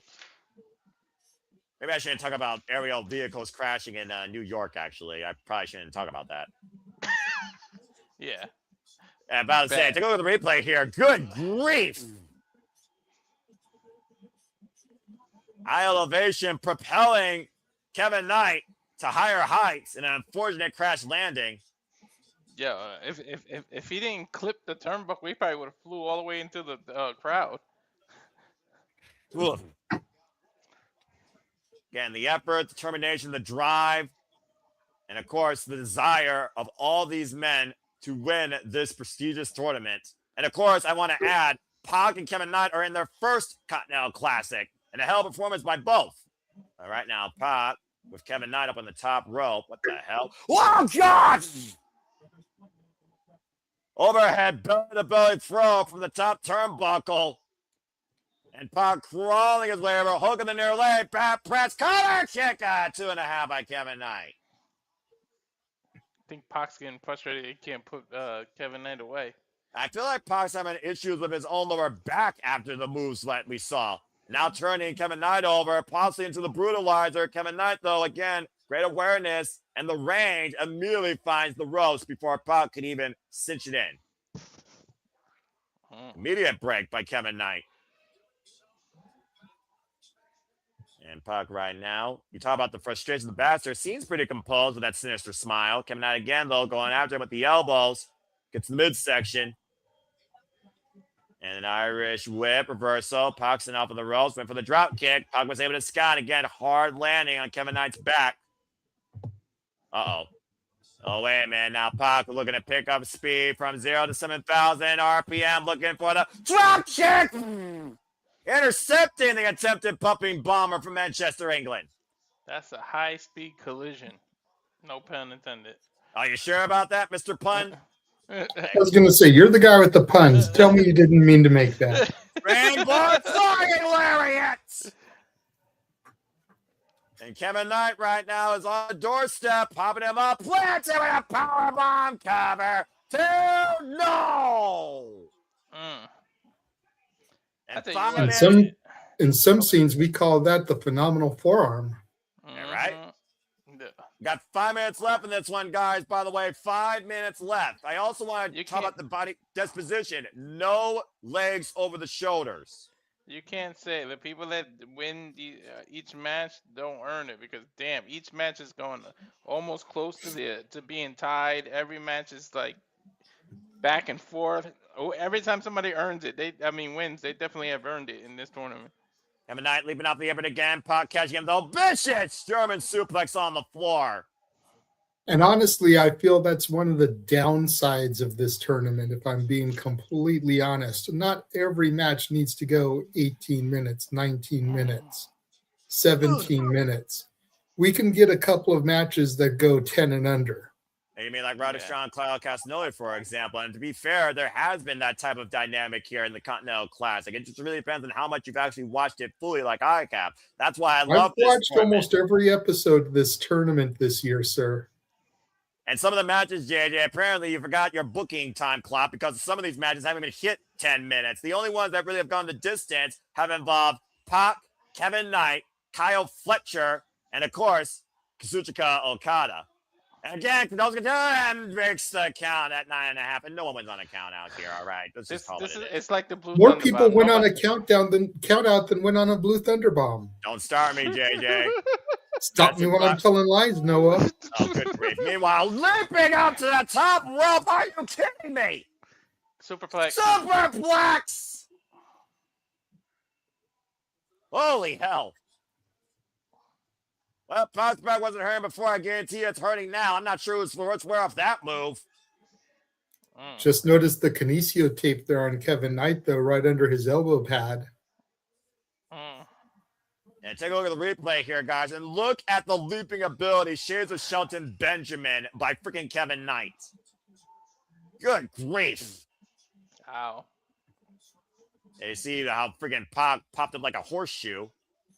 And to your point, JJ, there is that kinesio tape. I do see it now on the left elbow. But again, Pac has not been able to exploit any sort of lingering effects in either of those arms. And of course, Pac wears no elbow pads. Bone-on-bone impact whenever Pac hits you with an elbow. Both these men are now trading bombs. Center of the ring. Time is of the essence for these two men, or this could go to a tie, and both men will be left at 7. Oof! Spinning Sova bends Kevin Knight over. Again, that back kick, lethal. Another back kick, and once again pushes Kevin Knight into the turnbuckles. Oh, man! Driving his boot forward through Kevin Knight's head, and Pac once again looking for speed. Kevin Knight following him in a running, and I do mean running, drop kick. Less than 2 minutes to go here. Again, if this goes to a draw, they will be tied at 7, just above Kazuchika Okada and Speedball might build, but behind Kyle Fletcher. And Kevin Knight with a long way to go, coast to coast. And it connected. Uh-oh. Not going for the cover, though. Wants to make sure, leave no doubt. To the top rope. UFO splash, but hits the knees. And pop the crucifix, the counter, 2. Oh, man. Damn. Woo. We are just a little bit above the 1 minute mark in this match. And if you're going to go to the time limit draw and believe nothing a chance, this is the night to do it. Watch out, what a puppy bomber! 1 minute left, that could be it too! No! Oh, nope. Less than 60 seconds left. Don't get frustrated. Stay on the offense, Pop. You realize who you're talking about, right? Uh-oh. He's looking for that black arrow. That's the move he used to beat Kyle Fletcher. Kevin Knight in the drop zone. Oh, I got the knees up. Kevin Knight with the capture. Inside Kratos too. Oh, God, how the hell did Puck get out of that? The time's going to run out. Schoolboy 2 by Kevin Knight. Desperate situation. 20 seconds left. Okada roll attempt by Kevin Knight. Deep roll up. Cover 2. Pop pushes him off, though. Yeah, the time's going to expire on this one. 10 seconds left. The brutalizer's in the middle of the ring. Will Kevin Knight tap? Will Kevin Knight outlast the clock? 2, 1. That's it. That's it. That's it. Told you the clock was running out. Holy hell. Now, does Pac think he won? This match is a draw. You got to think if they had 30 more seconds, Pac would have won because, look, Kevin Knight's out. Yeah, literally saved by the bell has never been more poetic than this bout. As we look at the updated standings, Pac and Kevin Knight end at 7, just behind Kyle Fletcher, with only Kazuchika, Okada, and Speedball My Belly remaining. If either of those men win, Pac and Kevin Knight are eliminated. Which means Kazuchika, Okada, and Speedball My Belly is the definition of do or die. Damn. Let Okada and Speedball go to a time limit draw, then you got a 4-way tie for 7. And then you got to look at the tiebreakers. Again, Kazuchika Okada lost to Kevin Knight, but he beat the bastard Pac. And of course, Speedball My Belly beat Kevin Knight, lost to the bastard Pac. Kazuchika Okada, though, of course, he beat Pac, but he did not beat Kevin Knight. Again, do or die with those two men in the gold league. But coming up next, the Bears are having tag team match against Hyan and Maya World will return to Christmas Collision. Fuck television. Yay. Freaking yay. Look at this little child happy on Christmas Day. Babes of Wrath. Of course I'm Babes happy of on Wrath. Christmas Day. I get my Willow. I'm about to say, it's all about Will and Nago at the end of the day for this gentleman. Oh, God. Holy hell. I love this. Pillow under my Christmas tree. Okay, that just sounded weird beyond belief. I'm just saying. Anyway. Oh, all right. Well, now we got a moment to breathe again. Thank you all so much for tuning in to us this fine Christmas night with Christmas Collision. Hope you're enjoying the reactions, conversation, coverage, and analysis. And of course, we are proprietors, fans, and analysts of our own kind. We are passionate followers of the wrestling business. Only want to see it succeed and thrive. And of course, for me, I truly love All Elite Wrestling. Been following it since day 0, -1 for AEW All In 2018. And again, this is my favorite time of the year, Continental Classic season as we approach World's End. Hope you all have enjoyed, of course, everything that's happened so far. Please subscribe, comment, tell a friend if you want to see more of this from me and my friends involved, as these guys have me call every freaking show under the sun for AEW and WWE particularly, it seems. So again, if you're enjoying this, again, know that we do this for all the biggest pay-per-views, PLEs, and specials across WWE, NXT, TNA, ROH, AEW, under prep most including the two, GCW, JCW, Wrestling Revolver, HLG. And shout out, by the way, to Ryan Fish, of course, the Russell Fish, James Hebert, our Canadian friend,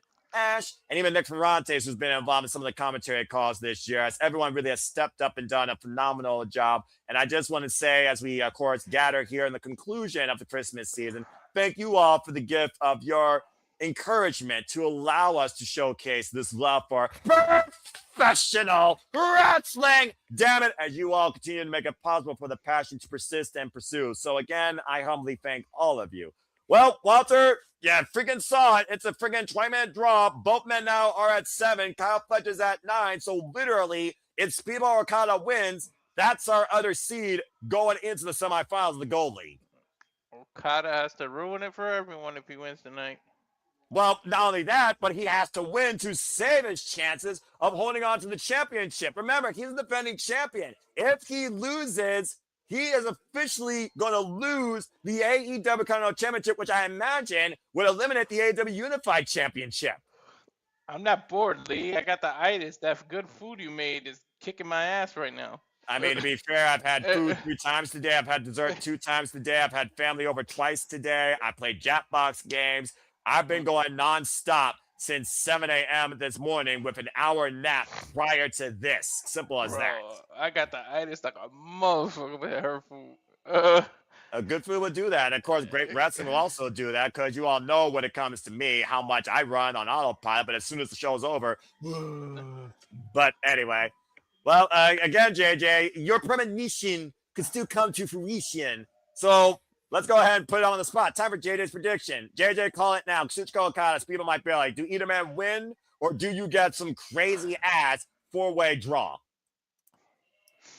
There's something in my gut that tells me that it goes to a draw and we get a 4-way tie. And then we get a fatal 4-way match on the 0 hour to determine who's going to go to the semifinals. You heard it here, folks. JJ Williams, place your bets right now. Wait a minute. Uh-oh. What the hell? Gabe Kidd. Gabe Kidd pushed Darby Allin down a flight of stairs yesterday, lest we forget. That same flight of stairs they was pushed down at the beginning of the year, might I add, by the Death Riders. Mm-hmm. I'm not sure who needs more psychiatric treatment at this point, Gabe Kidd or Darby Allin. What are we gonna get a pat? You know, I called the bisexual brawler, the lesbian, but these two need to be in a padded room match. To find some way to rip the padding off and still injure each other. Many people say Darby Allin's indestructible. Gabe Kidd saying that right now he's lit up in the ICU, unable to move. I don't know, that's true. But it wouldn't surprise me. Spending Christmas Day in a hospital? That prompts the question. What?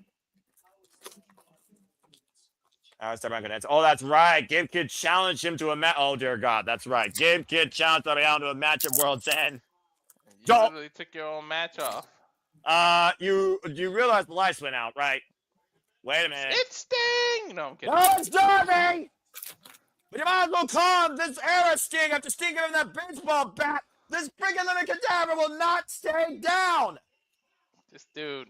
Him and Eric Dude survived getting hit by a bus. You think a flight of stairs is going to keep him down? He survived Mount Everest, JJ. Enough said. Oh, shit. You had to say bat. I don't know who's worse, him or Eric Young, with the dying and coming back shift. And Gabe Kidd just dodging a Hail Mary of a swing this Saturday. It's your World's End. Oh, shit. Well, that's official. He answered it this Saturday. Get ready for the damnedest fight between two madmen. It's Gabe Kidd versus Darby Allin one-on-one. Lord help both their medical bills. You guys aren't letting the drones charge long enough. It's going to die on you. As, of course, we look towards World's End and our AEW Women's World Tag Team Championship match. Of course, Athena, the former Ring of Honor Women's World Champion, alongside Mercedes Moné, who invested in Athena and the Mega Problems, got the better of the Bears of Wrath during Holiday Bash to earn this championship opportunity. And, of course, the last time we saw these four women in the ring, it was Harley Cameron that pinned Athena and eliminated them in the opening rounds of this tournament. Why Mercedes Moné is coming on a 0-2 losing streak, losing technically 3 women's championships from her Moné portfolio. Looking to add another piece of gold. So explain to me how that makes sense. They beat them in the first round of the tournament to crown champions. And freaking Mercedes is on a losing streak, but somehow they're tag team #1 contenders. Well, I guess Athena and Mercedes Moné decided to cast their chips in one more time. You can call it double or nothing. But in the meantime, here's double the pleasure for you as we get ready for women's tag team action with the Bears of Wrath and a different tag team that I know you're much more looking forward to tonight, considering how much you followed Hyan and Maya World. Of course, it's not the first time we've seen these two incredible athletes out of the Texas area here in tag team action in AEW. I remember Maya World. And I, of course, know Harley Cameron, and JJ knows Little Nightingale. As here comes our inaugural AEW Women's World Tag Team Champions, the Bears of Wrath. And of course, the Bears of Wrath like that.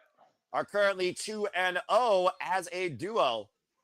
Of course, being the Timeless Love Bombs, that winner is coming and making history. Harley Cameron, who shared her second professional wrestling match ever with Willow Nightingale, finds her first accolade now with the most unorthodox of friends here in AEW. Where's the mini puppet with the mini titles? Come on, man. Stop it, Jake. Stop it, Walter. I wanted to, damn it. Oh, bloody hell. I'm surrounded by Muppets. Well, Anyway. we're in the Hammerstein Ballroom. Where's the little balcony with Statler and Waldorf? Anyway, bell rings. We're underway as I trying to focus on my job here. Harley Cameron going for the side headlock right now on Hyan, of course. Hyan, most people know out of the Texas area, like I said, previous challenger for the Andrew Strong Women's Championship. Of course, been involved in World Wrestling Association. Split reversal, Harley Cameron. Of course, Harley Cameron on the Ariel Helwani podcast recently talked about how bad she wanted to get cover, better at this, despite all her other talents, of course, and loving, of course, entertaining, as, of course, she is a comedian. You can see her sometimes on the All Elite Comedy Show. There will be one this weekend towards World's End, by the way, with her and RJ City and Colt Cabana. Nice sidewalk slam with a smile, covered by Willow. Gets a 2 count. And, of course, not the first time that Hyan and Maya World had, of course, tag team, not only here in AEW, but also in the past. Previously faced out Winston and Rico and Ty J, tag made. I would love to see more of these two involved in AEW as well. And Power, but with a Nightingale, tag made by Harley Cameron. A scoop slam here. There's a lot of cake in this ring. Oh, for love of Pete. Harley Cameron, Kaza, Dora, assist by Willow Nightingale, cover. 2 count only on Maya World. Maya World, of course, we saw in a VIP wrestling, formerly involved in, of course, Mission Pro Wrestling. And we've Quite seen a few of the women's promotions that we've covered, Maya World has been a part of. Very much. Stereo kicks by Hyan. Maya World trying to get better the chance. The double Irish whip holds onto the ropes. Side steps, lands on the apron. And look at this modified assist there by Willow Nightingale to Harley Cameron. There's a wrap. Smile anyways. You love when tag teams use each other as a weapon. There you go. Especially women. And Willow Nightingale, the cannonball and the strike. Wiping out Hyan and Maya World on the outside. And Harley Cameron now. The body bump there. Whenever There's the rapid control as this match continues on Collision. Wrestle Quiet Picture, Fox Television. If AEW needs a stunt double to take a cannonball, I'll volunteer. Walter, you're a married man. I'm just saying. Good grief. Shit, I think Lee would volunteer too. Oh, bloody hell. And Maya World, at least for some of these women. Right. She like Maya World, who calls herself that girl, cover 2 count only, stands at 23 years of age, 3 years involved in the game, of course, out of the Texas area. Why, of course, Hyan has had many accolades, similar to Burt Vixen, freelancer in her own right from the Houston area, 11 years of professional wrestling experience. And right now, Harley Cameron teeing off against Maya World, covering up here in the corner. 6, 7. You should have hit her for 12. It's Christmas. You could have got the 12 days. Of I'm Christmas. sure if Harley Cameron had her way, it would have happened. But Maya World's like, nah, none of that, girl. Kicks the boots right now in the midsection. Tag made to Hyan. And tag made. Quick tag succession here. Smart by this duo who, honestly, when I look at these two teams, almost the same level probably of tag team experience. So, again, very few margin right here when it comes to tag team wrestling. Of course, tag team wrestling is a whole different dynamic than singles wrestling. Just put it out there, guys. Up and around. Agreed. And we got to figure out a date to do the debate that Sandy wanted about the AEW women's division. Cover 2 count only. JJ, do you really want to debate? I'm not a debater. I'm a commentator. I do want to debate. I'm a master debater. Yeah, I knew he was gonna go there. The debate the masters for all I care. Freaking, I'm not a debater, man. I'm just a wrestling fan. I'm a commentator. And right now, Harley Cameron back being hyper. You may not be a debater, but you are passionate and you have opinions. You're opinionated. So all you have to do is express those opinions with the passion that you bring, and all of a sudden you debate. I'm not for that, but we'll see. If people, again, I'm the voice of the people. I'm for the people. If they want it, then we'll do it. That's simple as that. All right.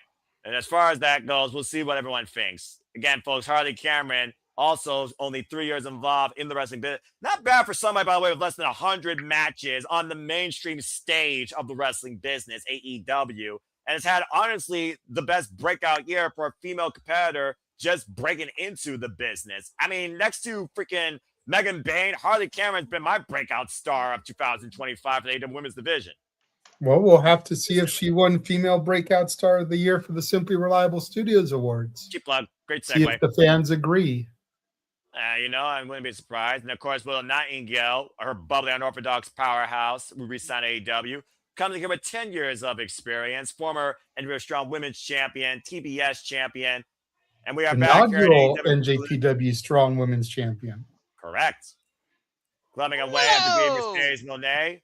And right now getting the better of Hyan, the two powerhouses of each side involved here. I like this dynamic. Off the ropes, pop up and planted with a power bomb. Buster. Go ahead. Walter will volunteer for that cannonball. I'll volunteer for that hip attack. And it looks like you're right, JJ. We do have a match in the 0 hour as Hyan and Maya World will take on the Sisters of Sin in tag team action. So it looks like we do get one match. This is women's tag. Cover, 2. I'm for it. Oh, rolling elbow by Maya. Reversal roller by Hyan. Great combination. And 2 count. That was a nice combo. Hyan and Maya World are getting the rep skin here in AEW. Taking on all the tag teams. I like this. Of course, Sister Sin made people had pretty much locked in to be the inaugural tag team champions. Whoa! Double reverse suplex by Willow, or at least part of the finals. Of course, Willow Nightingale and Harley Cameron beat them in the semifinals. Hey, and of course, the Canadian tour coming up with Dynasty, Collision, and Dynasty in the Canada area.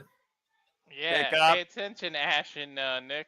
Sidewalk backbreaker. Harley Cameron, piggyback on Willow Nightingale, and oh, God, double stack senton. Cover, 2, and Hyan with the save.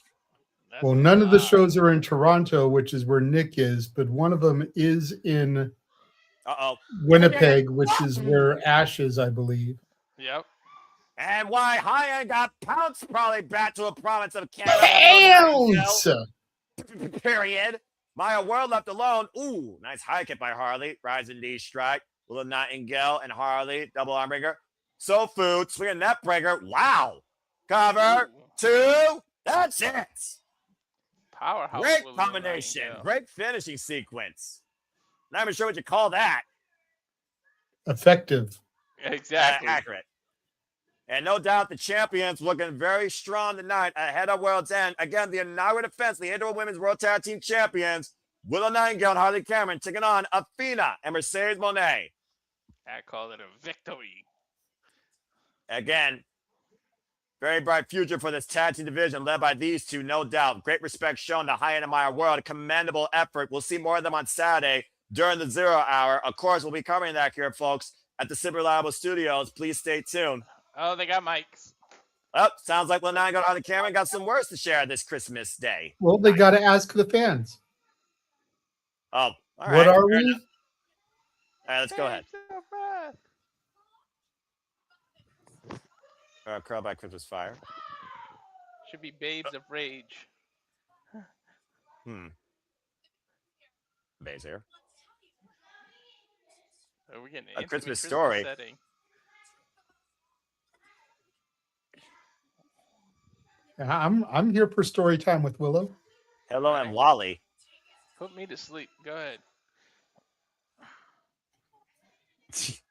I mean, it definitely set the mood. They went on a Christmas adventure. These girls traverse the city. Saw all the sights. Central Park, Empire State Building. United Kingston's mother's house. Shout out to Kingston.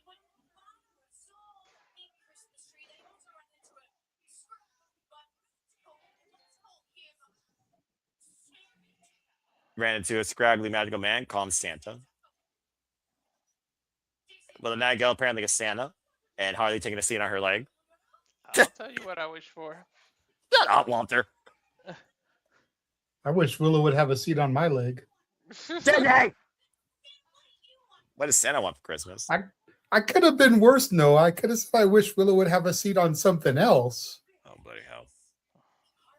At least I kept it PG and just said the leg. Fair enough. Except in Chicago at World's End. Bloody shit? Damn! Did she say bloody hell or bloody shit? I'm pretty sure that was SHIT. There's a reason they censored it. Who are we? Babes? What are we, Raph? Raph! And when the world ends, we will still be your AEW Women's World Champions. Quote unquote, Babes of Wrath. Well, that was nice story time with Little Nightingale and Hardy Cameron as they look to give us a happy ending this Saturday at World's End. Again, inaugural defense against Mercedes Moné and Athena. Still Continental, Speedball My Pillar goes one-on-one with Kazuchika Okada. But coming up next, Fred Screen Orange Cassidy versus the Death Rider, John Moxley. Renewed action in the Blue League. Both these men looking to advance. We return from this commercial break on Christmas Collision. Fuck television. Well, that was All a right, nice little so story. I know what I'm gonna do for Christmas for next year. Oh, no. I'm gonna download Storytime with Harley and Willow. Oh, bloody fucking hell. Okay. And I'm just gonna keep the audio. I'm not gonna keep the video. And then I'm gonna take the Christmas with the Hangman video that they show on the YouTube with Hangman sitting in front of Swerve's burning house that they use as a Yule log. Oh, my God. And I'm gonna pipe the audio over that. So it's like a story on the radio as you have the Yule log playing. Oh, my gosh. What am I surrounded by, people? Save Idiots. me. You're surrounded by idiots. Accurate, friggin' accurate. Bloody hell. But you know what? Anyway. Being surrounded by idiots, have almost 50 people watching us on Christmas Day. What? Really? Oh, I'll be damned. Again, I never look at the So shout out All right. to the almost 50 of you that are watching us. You know, apparently there is an audience for this today, Sandy. If I'm being honest, I didn't think we'd have that many people watching us. I'm just doing this because I love professional wrestling. 50 people almost watching us, 38 of them on the SRS X page. Wow. Which to those of you on the X page, pay attention to the little graphics that we have at the top here. Make sure you subscribe to our YouTube channels and follow us for all kinds of different content. Walter sometimes will stream video games, his Simply Reliable Gaming. Noah, of course, has his Simply Predicting and his ATW View Impromptus. I, of course, have my movie reviews and my music shows. All kinds of stuff that you can find on our individual channels that don't go across the YouTube here or the X here. So make sure you subscribe. Jeff Meacham coming back January 5th with a variety of new content. Thank you, JJ, for that quick plug here as he talks about, of course, our environment known as the Speedball Studios, as we look to be the only reliable source, the most reliable source at that as well, for all your professional wrestling engagement, awareness, updates, and entertainment. And I hope tonight is justified with our coverage of Christmas Collision, as again, we are down to 2 matches left in the Continental Classic. Both matches will determine, obviously, the second seed for the Blue and the Gold League, if not the top and second seed for the Gold League. Again, John Moxley versus Sweet Orange Cassidy. These two going all the way back to the AEW International Championship when John Moxley beat him for that title all out when Orange Cassidy won it back at Full Gear. Hostilities renewed, of course, last year over the AEW Women's World Championship, of course, at Full Gear when John Moxley beat Orange Cassidy there, and a follow-up, of course, at World's End last year where John Moxley retained the AEW Men's World Championship in fatal 4-way action. Again, JJ, John Moxley, Fresh Fuse Orange Cassidy, they go into this both at 6 points. Konosuke Takeshita is locked at 13. Claudio Castagnoli is stuck at 7. So obviously the winner of this match, return to Christmas Collision, will be the second seed of the Blue League. So call it now. Your premonition. Who advances? That's not true. That's not true. Because we could end up with another draw. Then we'd have a 3-way tie at 7 points. I just don't think that's just going to happen. But all right, I'll humor that because I'm just saying let's not automatically assume all right, one of these two individuals is going to get 3 points. All right. If I'm picking someone to get 3, with the run that Mox has been on as of late, I actually think Orange Cassidy might upset him. Because Mox has been losing a lot since losing the championship. And he been tapping. So I could see Orange Cassidy upsetting Mox and picking up a dub here. As of course, Renee Paquette giving us the analysis pre-match as always. Thank you to Renee Paquette about how Orange Cassidy may have evolved as a competitor and why Jon Moxley might become humbled as we get ready for What this a surprise. Match. They have the wife of Moxley talking before Moxley's match. To be fair, it's not the only match she's taught during, but as far as that goes, you would be correct. And here comes the Death Rider himself, who has pushed AEW to be violent, but also be better. We heard, by the way, last night, Marina Shafir's match, how much she literally yelled at Mina Shirakawa, "I ain't tapping, bitch. Do better, bitch." And obviously, Mina Shirakawa was unable to do that. Can freshly squeeze Orange Cassidy, though, get the better of the former 4-time AEW Men's World Champion and inaugural Continental Classic finalist. Again, if Orange Cassidy beats Jon Moxley, then Orange Cassidy will advance in the Blue League as the 2nd seed. If Jon Moxley, of course, beats Orange Cassidy, he will advance. But to JJ's point in humoring, if they go to the 20-minute, it will be a 3-way tie with Claudio Castagnoli. But Claudio would win in that because he has beaten both Jon Moxley and Freshly Squeezed Orange Cassidy. So there's a lot on the line here right now. As of course, Máscara, Dorada, and Roderick Strong are effectively eliminated, but Roderick Strong's win over Claudio has kept Jon Moxley particularly alive, while we've looked at both these Death Riders in the same league. And of course, Jon Moxley says by the end of it all, when it's all said and done, I will have not left nothing off the table. Of course, Orange Cassidy, the most notorious AEW international champion in this company's history, 2-time champion with over 40-plus defenses across 2 reigns, literally broke his body in the process. Anybody deserves a break right now with him. Yeah, if anyone's not 100% right now, it's Jon Moxley, for Pete's freaking sake. Orange Cassidy and Jon Moxley again. How long ago? Yeah, right? I have no idea what the last vacation was. Referee Bryce Rensburg for this contest, by the way. The last time these 2 men went one-on-one was AEW Full Gear last year. Bell rings are underway. Immediately, Orange Cassidy going for the roll-up. Cross-leg roll-up, 2! Oh! Yeah, they almost got it right there. Now, Jon Moxley hooking up Orange Cassidy for the pile driver. And I do wonder if Orange Cassidy's leg will hold up here. Now trying for the pump handle, God style. Orange Cassidy will slip up from underneath. Was Moxley about to do the neutralizer? Either that or the God style pile driver. Shizu Minoru Suzuki. Oh, man. Big right hand. Schoolboy roll by Orange Cassidy. Cover 2. Count only. Up and around. And both these men know each other so damn well. So they're really going to have to try and surprise one another.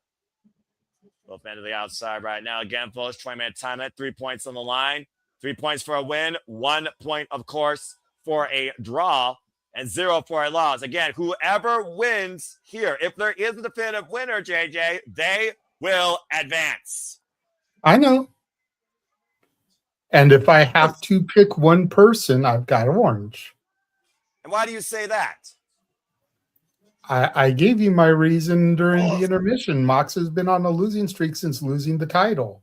But Kyle Fletcher He's gotten very few dubs in the months since All in Texas. Yeah, but here's the thing, JJ. You just talked about Kyle Fletcher was on a losing streak. Not only did he win tonight, he literally right now could be a lock to move forward with the shoulder block. If nothing else, at the 2nd seed, as he has 7 points. Right, but Kyle Fletcher has been winning most of the year. You know, he only really started eating a couple of L's here in those last couple tournament matches. So you're Mox has pretty much been losing everything since June, July when All In was. Okay, I see what you're doing. You're looking beyond the Continental Classic record. You're looking at the year, or at least the later half of the year, especially since Jon Moxley has tapped out and lost to Kyle O'Reilly on 3 different occasions. Thank you. There's a perfect example right there. Who would have thought that Jon Moxley, 12 months ago If we had started the year and been like, what are your predictions for 2025? Who would have said John Moxley is going to top to Kyle O'Reilly? Not once, but 3 times. And Orange Cassidy right now looking to brain John Nobody Moxley. would think that. Well, again, the violent artist, John Moxley said himself, he brings out literally the best and the worst. The Continental Classic also does that to anybody. We saw the monster Kyle O'Reilly became to beat and bludgeon freaking John Moxley, and he still got injured for it. And he was also going in with an injury, as we heard, dealing with, of course, a bad shoulder and a bad neck. There's a reason why Roderick Strong was arguably put in Kyle O'Reilly's place. And thanks to that prep talk by Kyle O'Reilly, Roderick Strong beat Claudio Castagnoli. Cassidy set up and over, looking to also win for the conglomeration. And John Moxley looking to pick up speed, man! I don't think Driving Cassidy with that drop kick. You were asking about his leg holding up. Yeah. The way he landed on the apron and stuff, his leg isn't holding up. Well, either way, John Moxley right now not showing any signs of weakness or pain. Really thrives off that forging combat, of course. Definition of this Death Rider, trained by, of course, Lord William Regal, disciplined by Bryan Danielson. Not to mention, talking about Marina Shafir's rise, Marina Shafir has also been, in part, training the Death Riders. Again, we're talking about which 4 men are going to advance. We know for sure Konosuke Takeshita has advanced to the semifinals as he has surpassed everybody across the entire field and has nearly gone perfect in the block. And John Moxley right now teeing up against Orange Cassidy here in the corner. Breaking Again, John Moxley going inside the ring, breaking up the count. Not looking for a count out here. Interesting. Oh! He's trying and to driving the boot. Himself or the rest of the Death Riders that he's still the leader. Well, at the end of the day, this Death Rider just mission statement almost makes them all seem like equals. But the fact of the matter, if John Moxley advances and Claudio didn't, I still say that affirms John Moxley's position. Oh, Standout Millionaire. But to JJ's point, if Orange Cassidy beats John Moxley and John Moxley loses out on this, where we saw John Moxley almost humbled in a way in that backstage interview at one time, you almost wonder if John Moxley will take a ride out finally in the sunset for a little bit. And Orange Cassidy going up the ropes. John Moxley with the drop down, though. Pick that speed and driving his elbow for Orange Cassidy's head. He needs to, man. He really does need a break, to be honest. Well, we talk about John Moxley, how it feels like he's trying to outrun today to make it to tomorrow with Father Time, as we literally saw Claudio Castagnoli and John Moxley. What do? They went right to training as soon as the match was over. Every day, the work continues. The work never stops. Quote-unquote, Death Rider MO, and the Death Riders have proven that. As John Moxley has been on every freaking show. Again, wrenching the nose and the face of Orange Cassidy here. And has bled for the majority of them. Yeah, definitely has shown the wear and tear of battle in more ways than one with a scarlet impression. Again, John Moxley really has his back against the wall to JJ's point when it comes to ending the year on a strong note in some capacity, at least making it to where he was in the Continental Classic in the finals. And a heavy rake by Orange Cassidy down the epidermis of John Moxley. Moxley literally bleeds at every match. The dude is bleeding out his elbow right now. DDT! And limping DDT, implant DDT on John Moxley. Orange Cassidy unable to follow up. Are any of these men going to punch through to the world's end? Stay tuned. Restaurant quality, picture-in-picture, probably in a moment, as we again say, fuck television. Yep. Picture-in-picture. I mean, again, do I not call it or do I not call it? Again, this is their fourth ever one-on-one encounter. The record currently stands with these two men, John Moxley 2, Orange Cassidy 1. Oh. See, so Orange Cassidy getting the victory here would tie them up. All the more reason to give him the dub. I mean, the numbers don't lie, but we've also seen statistics not go to a draw, JJ, as well. So again, with the Continental Classic this year, if we've seen anything truly is possible at any moment. Unpredictability has been the definition of this year's tournament. Mm-hmm. Yo, seriously.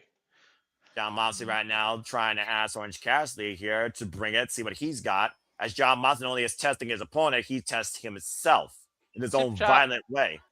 Vicious chop. Yeah, and Orange Cassidy drops to a knee. This is an unorthodox competitor with such a strong level of in-ring IQ and technique. Absolutely ridiculous workhorse of AEW. Knife edge chop, and again, Jon He Moxley is going a after the Mr. arm. AEW, to be honest. He's definitely one of them, to be fair. I give you that. Him and Ospreay this year. And again, shout out to Ali Bruff, successful neck surgery. Wish Will Ospreay the best in his recovery. And shout out again to Winza winning the undisputed Rev Pro British Women's Heavyweight Championship against Mercedes Moné, now a 3-time champion. Congratulations to her. What a gift for the holiday season. For JJ and you as well. And right now, the hammerlock being applied here, but Jon Moxley exposing his core, but drives Orange Cassidy down with a knee. Of course, still to come tonight, our main event, Speedball versus Kazuchika Okada. Again, either of those men win, they will advance alongside Kyle Fletcher. If Speedball wins, we are guaranteed a brand new Continental Classic champion. As we got a full commercial break now. Again, fuck television. What's these screenshots? Why do they do that? Why would you go into a half thing and then go to a full? Just go to the full in the first place. I blame the networks at the end of the day. Tony Khan might run the company, but at the end of the day, he knows where the money comes from. At the end of the day, Warner Bros. Discovery has to make sure that they please their partners. Again, fuck television. I will never, ever approve or support corporate America top 1%. And advertisements are definitely part of that. Anyway. We got a moment to breathe here once again. Took it at the action here in the Continental Classic. Again, folks, the scores currently stand. Jon Moxley 6. Claudio Castagnoli ends at 7. Konosuke Takeshita ended at 13. Roderick Strong ends in 3. Máscara Dorada ends, of course, at 6. And freshly squeezed Orange Cassidy and Jon Moxley right now are fighting for possibly second place. Again, if it goes to a draw, Jon Moxley would have the tiebreaker, of course, over freshly squeezed Orange Cassidy, as both Claudio and Kim beat Orange Cassidy, but Claudio Castagnoli has beaten both Jon Moxley and Orange Cassidy, thus Claudio would advance. As we are back here once again. This one-on-one matchup right now, Orange Cassidy and Jon Moxley. They're just literally swinging back and forth at each other. Test your mind, test your strong spirit, test your grit, Walter. You know how this goes, all right? And thank you, JJ. We've been for this song and dance more than enough times when it comes to bringing the best out of you in the Continental Classic. And shout out to Tony Schiavone. Wait. Hold on. Hands in the pockets. Orange Cassidy engaged. Single leg kick. And now trying to tie up the hamstring to that compromised leg I was talking about earlier. Those kicks aren't those nonchalant kicks either. Yeah, those are the serious kicks. When Orange Cassidy tries, he tries. Orange Cassidy again. Look at the focus of his attack, though, by the way, guys. All these drop kicks are, to my point, that damaged leg. I think we're halfway at the 10-minute mark. Yep, we are halfway through this match right now. 10 minutes remaining, and Orange Cassidy is constantly focusing on that left leg. Damn, the ref pulled Cassidy off, man. Well, again, he only has till 5. One elbow, though, drops Orange Cassidy, and Jon Moxley unable to stay on his own 2 feet. This means a lot. I don't think I've seen Cassidy this focused like this before. He's not even doing nonchalant kicks or fucking around. Like, he's serious right now. And, of course, it's the first time that Orange Cassidy's been involved in the Continental Classic. Orange Punch connects! You saw that Jon Moxley was looking for that King Kong Bundy lariat, launching out of the corner, unable to execute due to that bad left leg. Yeah, but look at the veteran instincts rolled out of the ring. A little bit of red spot. Orange Cassidy not looking to offer none, though. Toby Suicida takes Jon Moxley down, unable to get his hands up. Jon Moxley down. Orange Cassidy also down, though, for right now. And again, less than 10 minutes remain. If this goes to a draw, Claudio advances. If a win here will advance either Orange Cassidy or Jon Moxley alongside Konosuke Takeshita. Like and subscribe. Yeah. And thank you, young man. Accurate. Again, subscribe today to everybody that you heard and saw, courtesy of the Great Intermission. Far better than commercials. Fuck television. By the Record Wrestling, JJ Williams. Again, Jon Moxley right now and Orange Cassidy. Precarious situation here amongst the All Elite Fleet and Hammerstein Ballroom. Referee Bryce Renz will try and bring both these men back inside the ring. Oh, God. Oh, no. Oh, man! Holy hell! Implant DDT in the Timeskeeper's area! Oh, we might get a tie because I don't know how they're going to recover. And now they're both in literal keep. And Bryce Rensburg, to your point, Walter's going back inside to start the 10 count. That's not cool. Woo. Take a look at the replay here, by the way. Very unstable footing as Orange Cassidy drives Jon Moxley down head first through that table in the Timekeeper's area. Both men staggering to their feet. With purpose, referee count up to 4. Again, 10 count right now in play. Jon Moxley literally crawling his way. Up to 6. Up to 7. Jon Moxley just trying to roll his way back up to his feet. Unable to stand up. Up to 8. Up to 9. Are we going to get a count out here? Oh, Cassidy and Moxley just breaks the count. You got a better chance of seeing the Blue Thunderbolt win than somebody getting double counted out. I'm not even going to reply to that freaking comment right now. Because you know it's accurate. Again, both these men dragging themselves back inside the ring, and neither man up to a vertical base. The crowd chanting, "This is awesome," and I agree. This is professional wrestling. This is the Continental Classic. This is AEW Christmas Collision, and this is our final match in the blue to see who joins Konosuke Takeshita in the semifinals. Orange Cassidy trying to find the will and resolve to do a kip him and get up to his feet. And the lower back compromise, but Orange Cassidy stands up. Jon Moxley on the attack. He was just waiting in the wings, ready to pull out choke. Oh, he looked like he tapped to me. It looks like a discretion cover, 2 rope through. Whoa. Was he grabbing his arm or he tapped? Because he looked like he tapped. Yeah, it's one of those things where instinct takes over, Walter. Referee discretion aside, Orange Cassidy did not tap out, but he obviously panicked.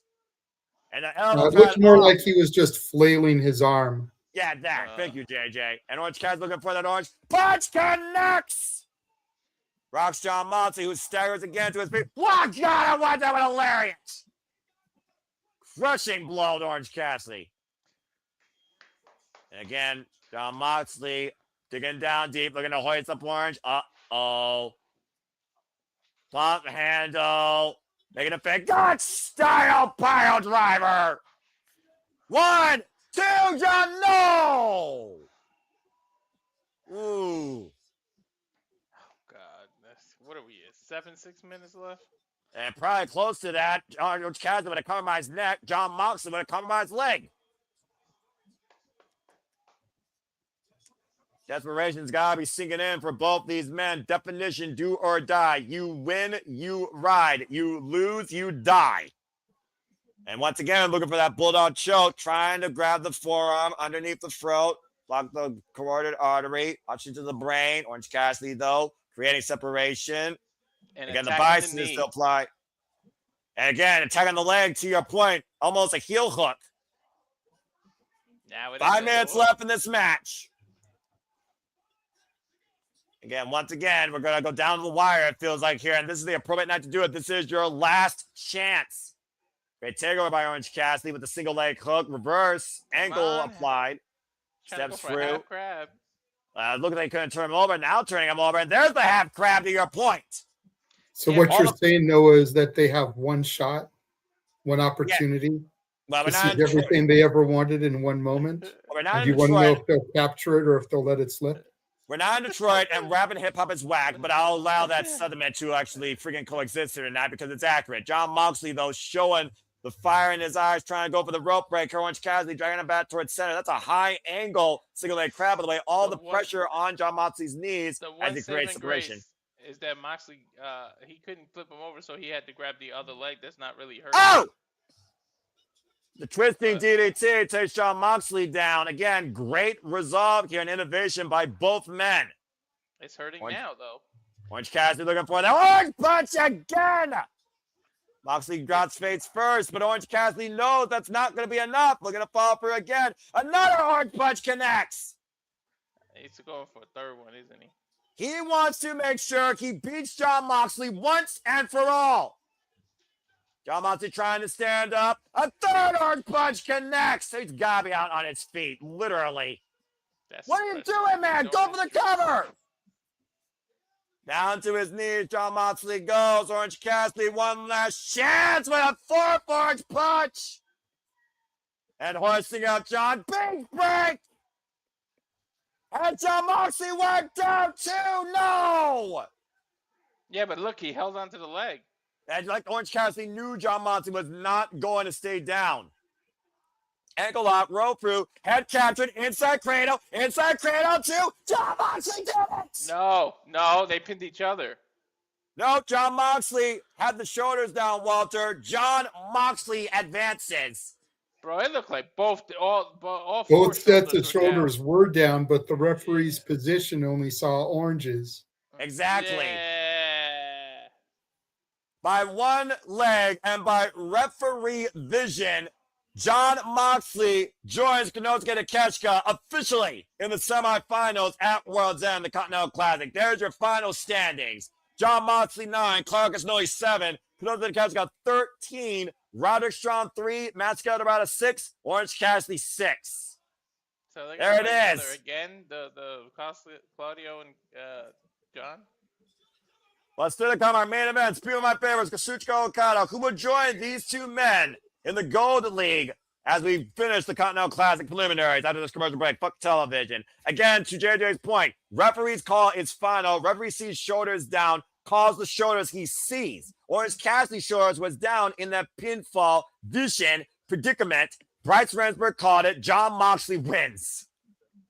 Wow. Dude, Cassidy got screwed by vision impairment. Well, unfortunately, the referee doesn't have freaking 20/20 vision. This is where most people think these matches need two referees. But again, you only can do so much when you have two eyes and you're looking at one position. I guess Instagram women are right. It's all about angles.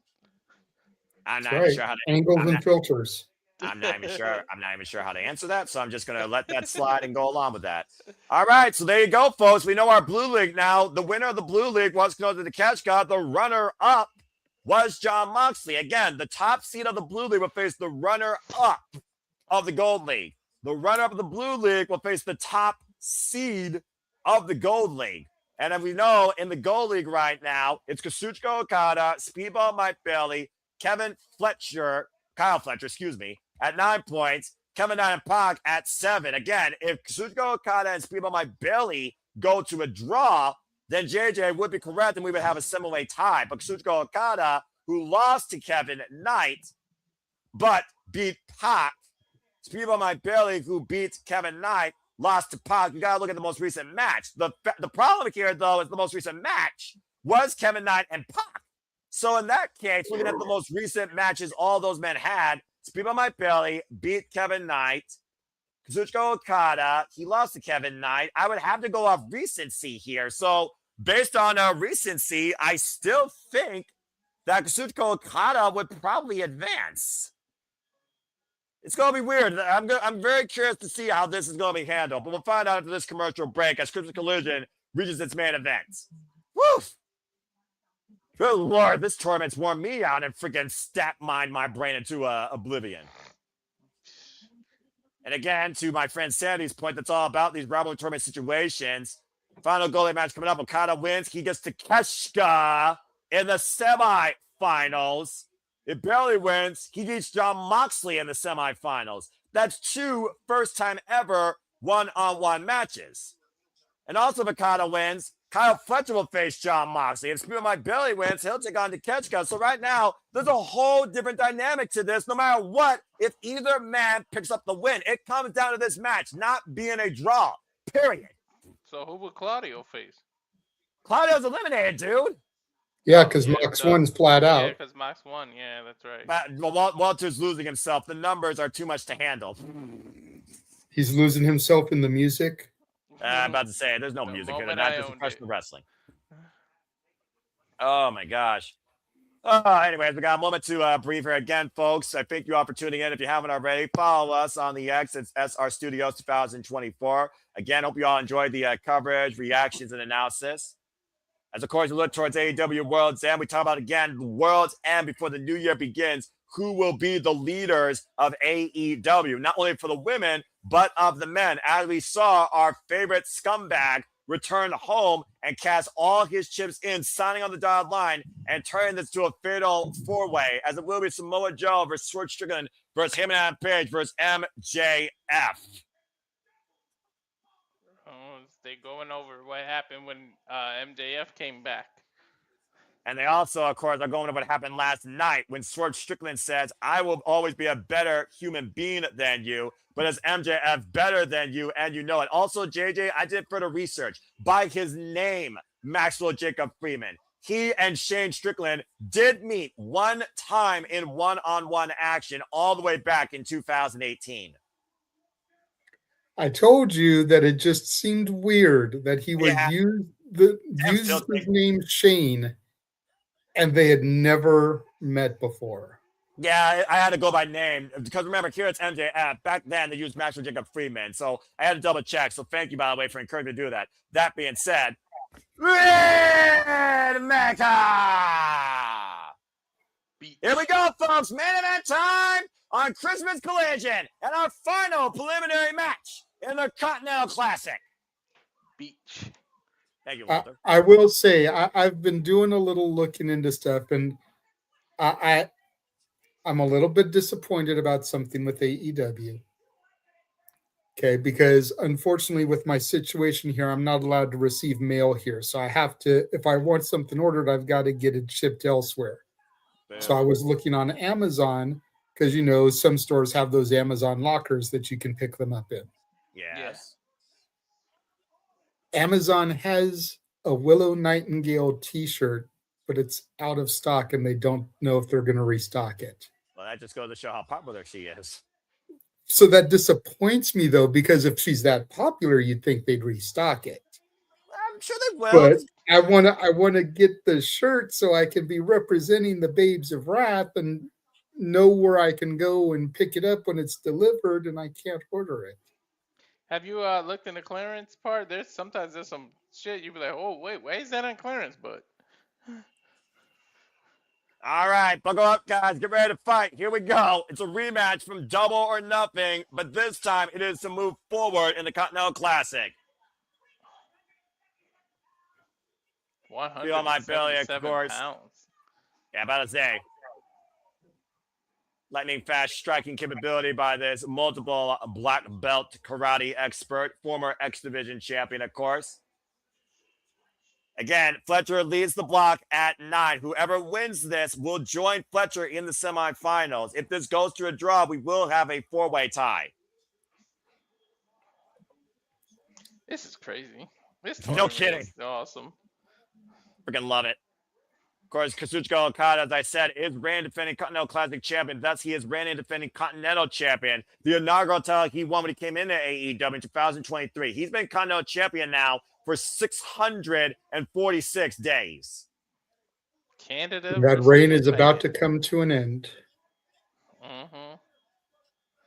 The thing about this, though, guys, if we have a fatal 4-way tie, to JJ's point, we would have a fatal 4-way playoff, and then that person would join Kyle Fletcher, I would imagine, in the semifinals, which means we might see somebody literally go through 3 matches this night, Saturday, if this goes the draw. Bell rings are underway.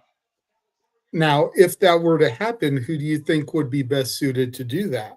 Well, again, it would be Kazuchika Okada, Kevin Knight, the Bastard Pocket, Speedball my build. You got Jet Speed, you got Pocket and Okada that have history going all the way back. Literally, it's a freaking dynasty, lest we forget. But I still would have to go with Kazuchika Okada because Kazuchika Okada is the man with everything to lose. And in my opinion, that makes him the most dangerous. Especially when trying cover 2, prove a point against Konosuke Takeshita, who's had the better performance. Cover 2, count only. Come on, baby. Canadians Sunset really flip, are too nice. Roll through. Bro Jack 9 by Okada. 2 count by referee Stephon Smith for this contest. Looking for the tornado kick. Okada gets out of the way. Whoa. Like I said, don't blink during this match, folks. Okada was like, hell no. We talk about a lot, Walter. The strengths of Okada is his heart rate and his mental game. James Hebert, shout out to the folks, J. Hebert side 95, my hardest working editing man right now, phasing out 2 editing packages of years, of course, for Slash Shenanigans. Kazuchika Okada has been one of the most mentally focused competitors in the game when it matters. Swinging a miss and speed on my belly, up and around. Inside cradle, instead of DDT, cover, traps the leg too. Ooh. Which is why it's awkward. He's letting Takeshita get in his head, like a lot of those distractions. I wonder if Takeshita's on his mind right now, considering if he loses this, he is guaranteed to lose his championship. Triangle moves it out of the corner by Speedball my belly. Not to mention, he's going in with a different mindset, considering he's facing Tanahashi next week at Wrestle Kingdom. As Don Callis is on commentary. Fuck Don Callis. course, Speedball Mike Bailey wears no shoes. Of course, builds those catalysts on his feet because it helps him with his poise, positioning, and his striking. Mm-hmm. One of the best exports to come from Canada, eh? And Speedball out of the corner. Okada gets out of the way. Up and down with the flat jack goes Speedball Mike Bailey. Damn, right in the nose. Because Cruz Okada, of course, loves to implore that ripcord lariat, the Rainmaker. Speedball Mike Bailey, of course, has the Flamingo Driver and, of course, Time Adventure. Kazuchika Okada, of course, who came into AEW literally last year in March. Oh! We're going to show the passion of Japanese pro wrestling. Go ahead, Walter. That standing moonsault knee drop is enough from Bailey sometimes. Yeah, the Revolution needs that have literally crushed the chest cavity of Kyle Fletcher, which was a critical win for Speedball Mike Bailey here. In fact, it was Speedball Mike Bailey's first 3 points in the Continental Classic. And Speedball Mike Bailey did also not have the strongest performance in the run. And of course, you were surprised since day one when Okada lost to the same person he lost to last year, Kyle Fletcher. Dude, he lost his opening match. That was crazy. Speedball Mike Bailey perched on the top turnbuckle here. Kazuchika Okada looking to hit Speedball. Pause for a superplex. Speedball fighting back, attacking the compromised exposed core of Okada. Let's see. Watch out! Mental drop kick by Speedball Mike Bailey. We also are going to have a Mixed Nuts Mayhem match. You heard me right with the Death Riders. And it says Timeless Toy Storm and the Conglomeration. What the fuck? Axe kick. And round kick by Speedball Mike Bailey. Mixed Nuts match. Now I've heard everything. Running shooting start. Well, Timeless Toy Storm. I mean, you know, she's non-binary, some would say.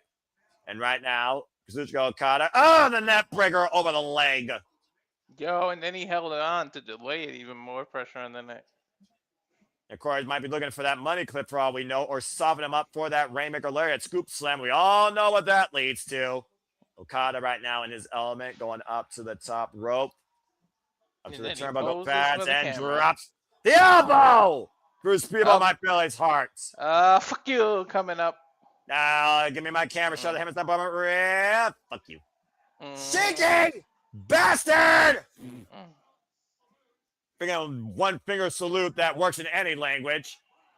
Looking for the Rainmaker. Speedball, aware of the urgency of that situation. Elbow side of the head. On, eats an elbow from Okada. I guess Speedball had his umbrella, huh? All right, again.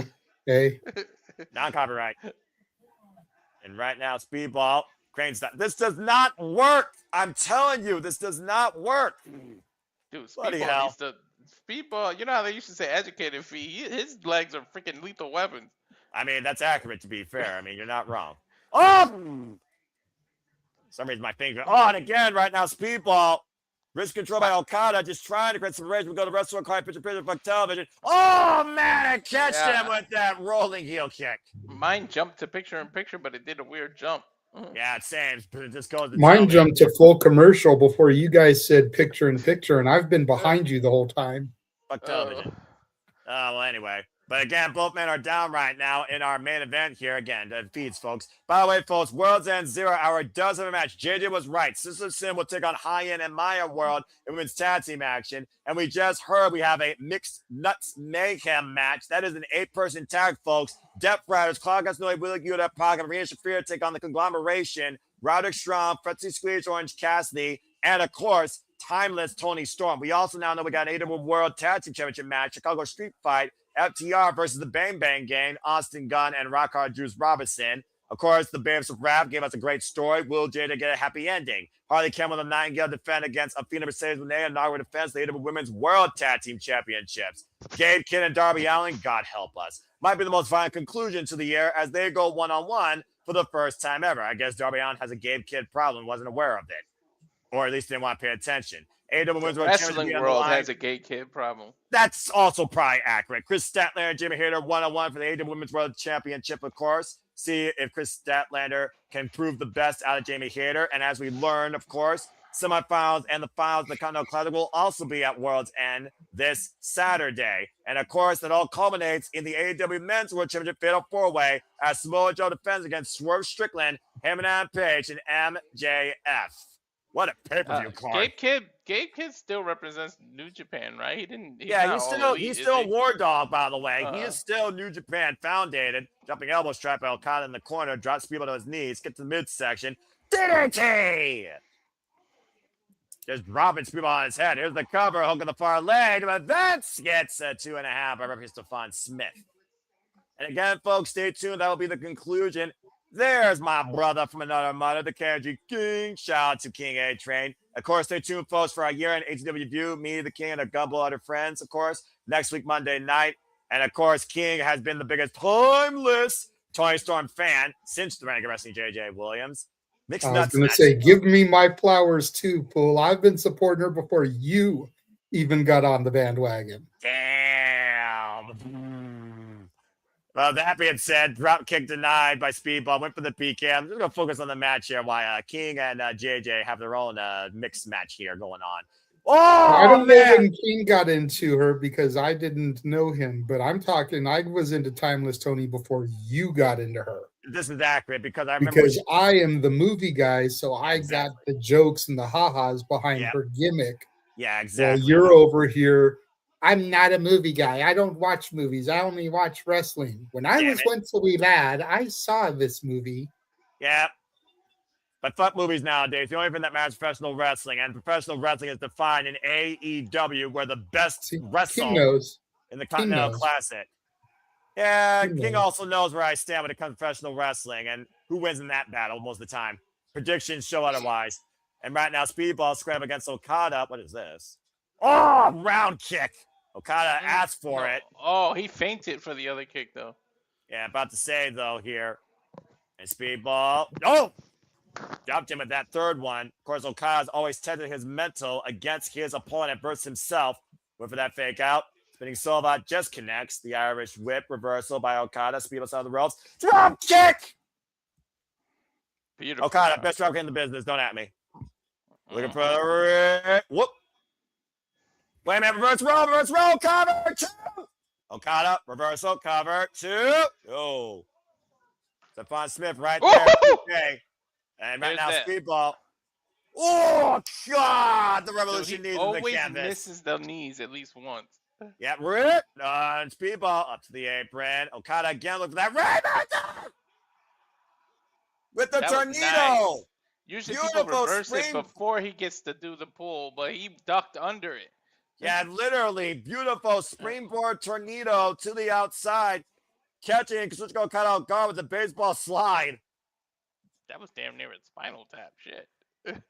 Or, Sky Twister. Shout out to the All Elite Bruv. And, of course, a brother of sorts to Kazuchika Okada, Will Ospreay. Of course, Will Ospreay was brought into Chaos to New Japan Pro Wrestling by Kazuchika Okada. And again, folks, the winner of this match will advance with Kyle Fletcher. If it's a draw, we will have a 4-way playoff to determine the other semifinalists. I think we hit the 10-minute mark already. Yeah, I'm pretty sure it's close to the halfway point, but I'm sure that Lexi Nara, Justin Roberts will keep us informed. Uh-oh. There's the 10-minute mark to your point, Walter. Speedball looking for the Revolution knee drop on the apron. Okada kick him off, though. Sidestep, hoist up and over, lands inside the ring. Oh! Catch an Enziguri. Uh-oh. Drop kick! Oh, man! Bro, I don't think Okada gets enough credit for the height he gets on his drop kicks. Especially for a man of his stature and his age. Yeah, none better in AEW right now than Kazuchika Okada, and the accolades prove it. 38 years of age, 21 years in the game, to find in New Japan Pro Wrestling for 17 years or so. And, of course, Kevin Knight got the better of Kazuchika Okada, while Speedball might barely got the better of his Jet Speed partner. Now both men on the entranceway, looking for the tombstone. Speedball escapes, waist slap, back elbow strike, and both of these men are in position. Barely, though, smart, dug underneath it.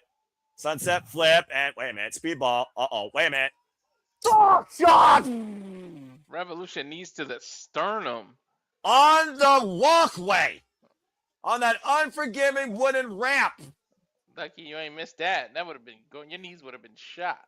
Yeah, well, what about Okada right now? He's probably left breathless. Look at this.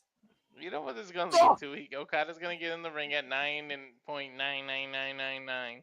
Yeah, I'm about to say, the day that I see Okada lose via count is the day I question professional wrestling as a fan.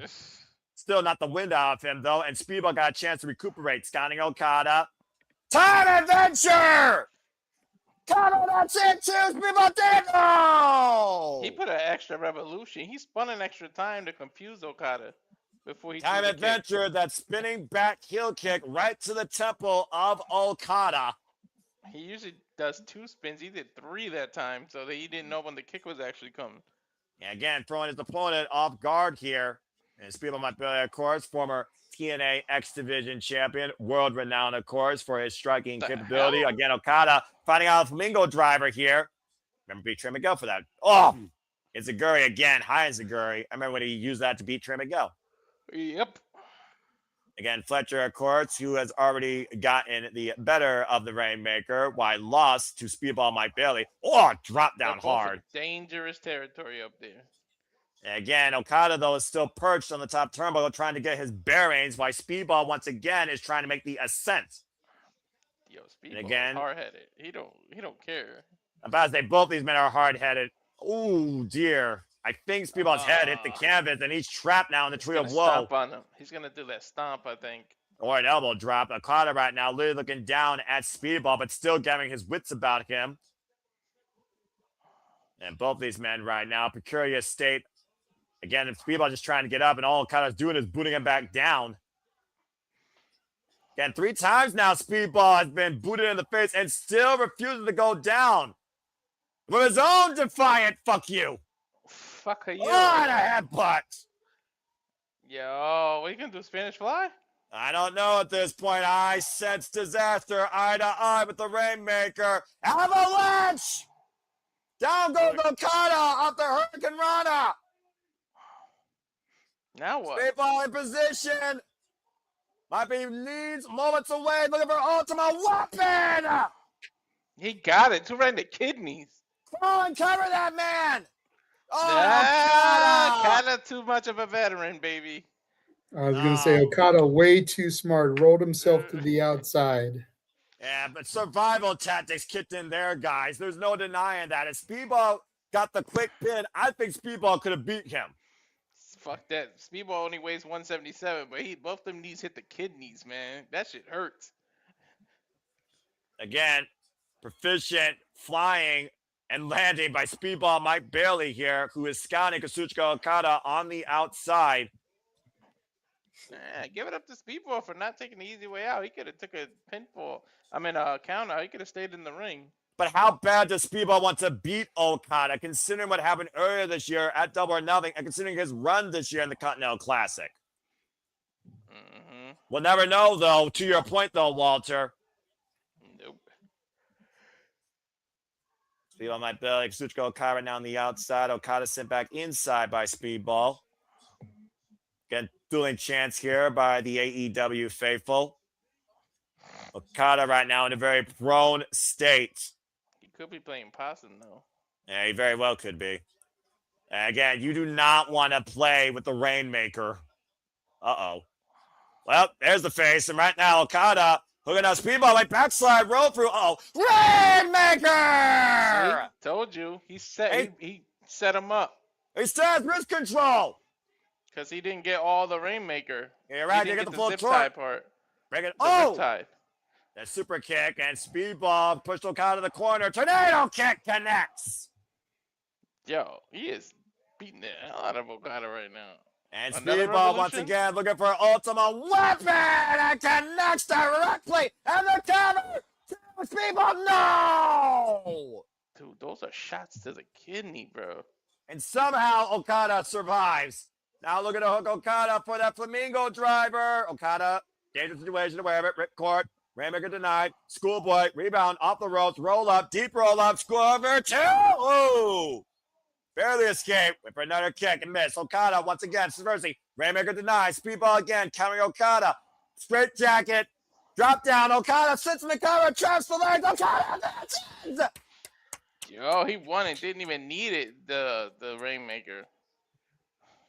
Kazuchika Okada and Kyle Fletcher are your Gold League semi-finalists.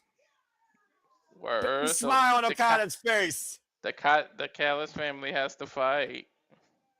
You literally got 3 members, all 3 members of the Don Callis family now involved in the semifinals. They're your final scores, folks. Kazuchika Okada at 9. Kyle Fletcher also at 9. That's crazy. Our semifinals are going to be Kyle Fletcher versus Jon Moxley and Kazuchika Okada versus Konosuke Takeshita. That's crazy. We getting So it. we don't get him in the finals, but we still get him at the pay-per-view. Which means one of those men have to lose. Which means I got my Christmas gift. And And the of course- question is, who does Oh, shit. Don Callis want to win? Well, right. Again, he cannot get involved, and we will find out soon enough who truly... Wait. Oh, Alpha coming to the ring. oh shit. The IWGP World Heavyweight Champion, the reigning and defending Continental Champion, AEW Unified Champion, face-to-face once again, but this face-to-face will now finally lead to Hold a on. first-time ever one-on-one encounter. I'm getting up. I got up for a bit. I had to sit up for this shit. There's the graphic, Walter. Capture it. You're finally getting it. I gotta Okada. work during it, damn it. Okada, Takeshita to advance to the finals of the Continental Classic this Saturday at World's End. Who truly is the best and the strongest? And on the other side of the bracket, it will be Kyle Fletcher versus Jon Moxley. One of these 4 men will be this year's Continental Classic champion. Who will it be? We'll find out at World's End as we bid you I a gotta fine scrape up. farewell for a short moment here. For Walter Cruz, American Wrestling JJ Williams, I'm the Seminole Foster saying Merry Christmas to you all. Make a positive impact in life. Have a good night. Stay tuned for our simple post show regarding the Continental Classic. Again, thank you all so much for making this possible. We appreciate you always. I gotta scrape up $40. I can't admit. No How to say? way. Oh wait. Didn't they give me $20 for the karaoke? Shit, I only gotta pay $20 for the pay-per-view. I figured covered this Saturday, bro. Just saying. I figured covered this Saturday. All right. With that being said, welcome to officially the first ever AEW post show. It is Noah Foster, American Wrestling JJ Williams, super reliable Walter Cruz. We decided to do this on the account of looking back on the Continental Classic, reflecting on what we have seen, our key performers, our key matches, as well as the outlook, as now we know our semi-finalists here. So first and foremost, JJ, good to see you once again as we, of course, change gears now, removing ourselves from the shows. We have covered now the entirety of the preliminaries now of this tournament, and we look at what's ahead. It's now official, guys. We now know what's ahead in the Continental Classic semifinals. It will be Konosuke Takeshita versus Okada and Kyle Fletcher versus Jon Moxley. So first and foremost, JJ, what has been your thoughts so far towards this tournament? Good God Almighty! I've been thoroughly impressed. I'm not going to sit here and bullshit. I have been thoroughly impressed. You know, it's no secret that I haven't been the biggest AEW fan. You know, I've watched it, but I haven't been as supportive of the brand as you have. A lot has changed in 2025 for the better for the All Elite brand. And I think the C2 tournament so far has really helped propel them. I feel like the C2 has had some dramatic upsets. You know, I mean, on more than one occasion, I've said that something should be an easy victory, only to be proven wrong. So, as long as the winner is the right winner and they don't shit the bed here in the finals, then I'll be happy.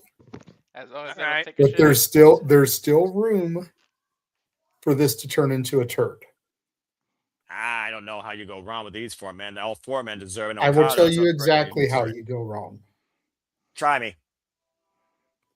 If Moxley wins, if Okada wins, it's the wrong outcome. And why do you say that? Justify. Because Moxley is already a 4-time champion.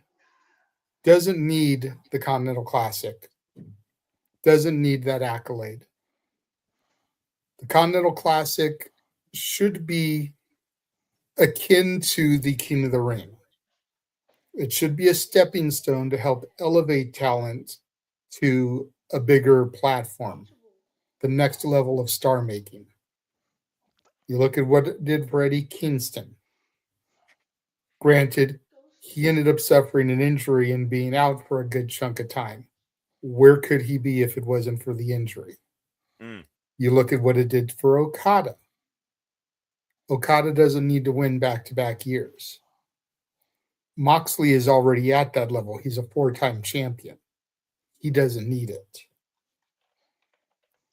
So as long as either Fletcher, who could use this victory as a way to solidify his ascension out of the Bruv's shadow,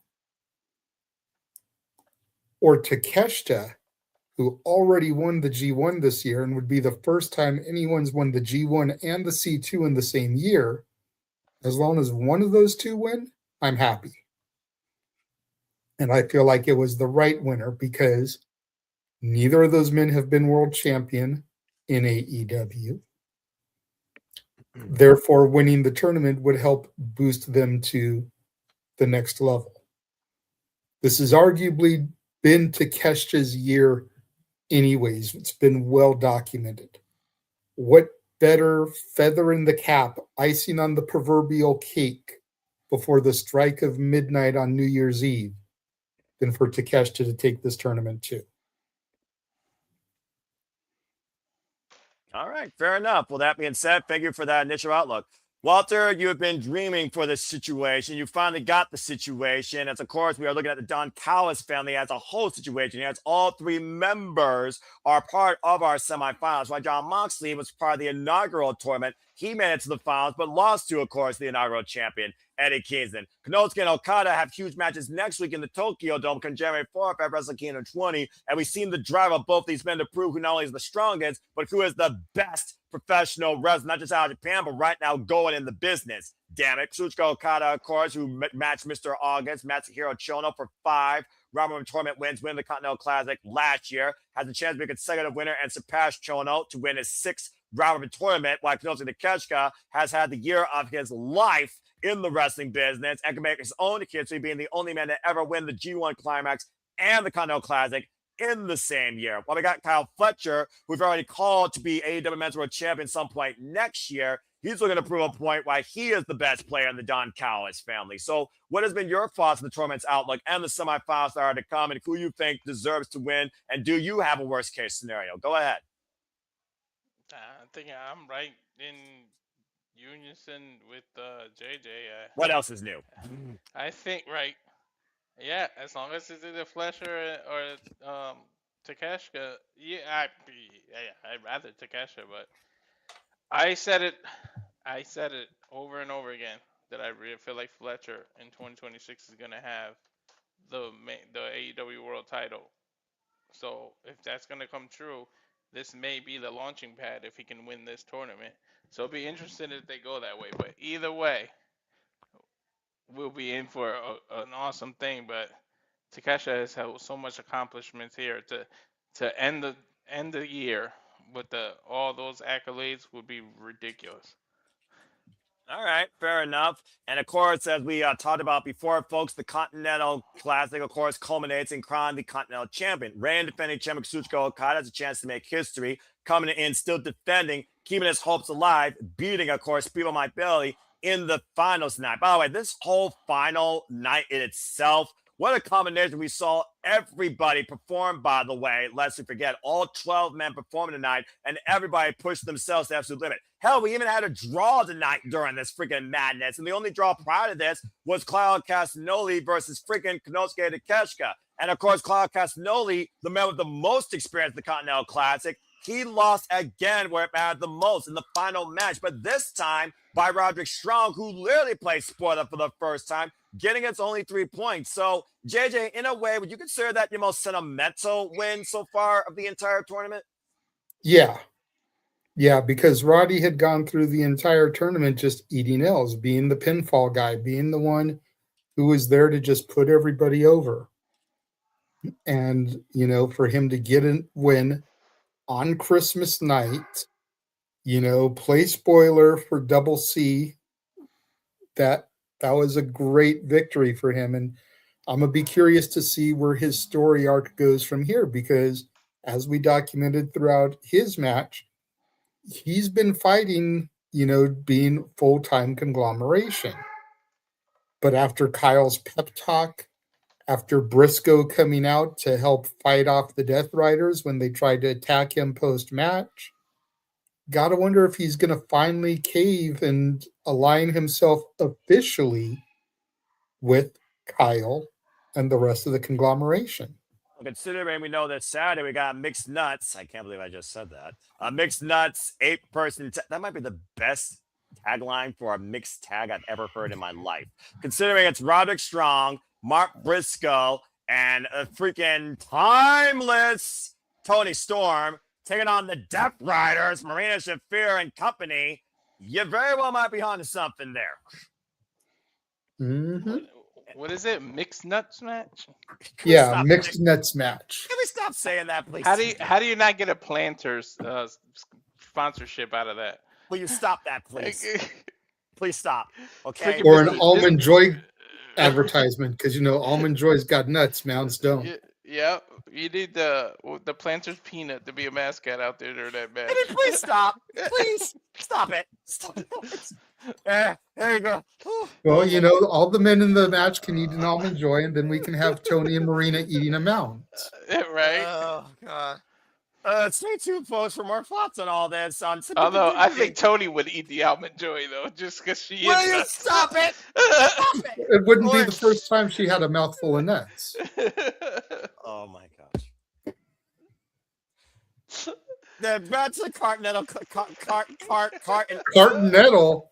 Are we shopping here, Noah? We're getting a Continental? Is Jack Cartwheel in it?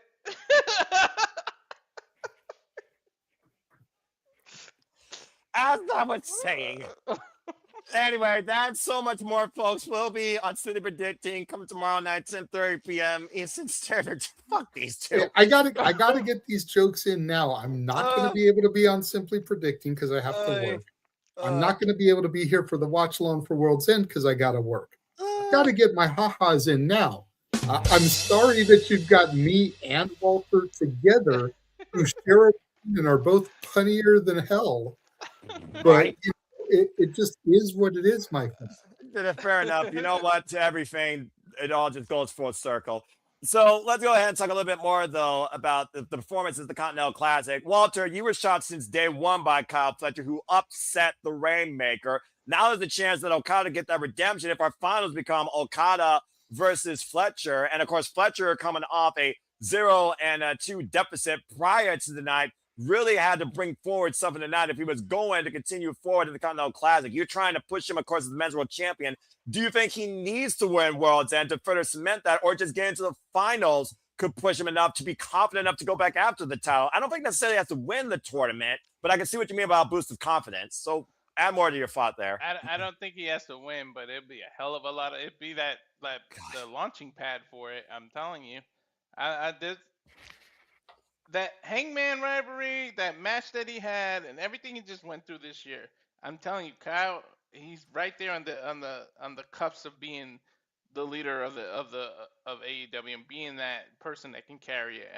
Once the smoke clears onto who's gonna win the Samoa Joe match, and then the rivalry between Hangman and Swerve and MJF and everybody finishes, I think Kyle's the next one to step up. I really think he's on that launching pad.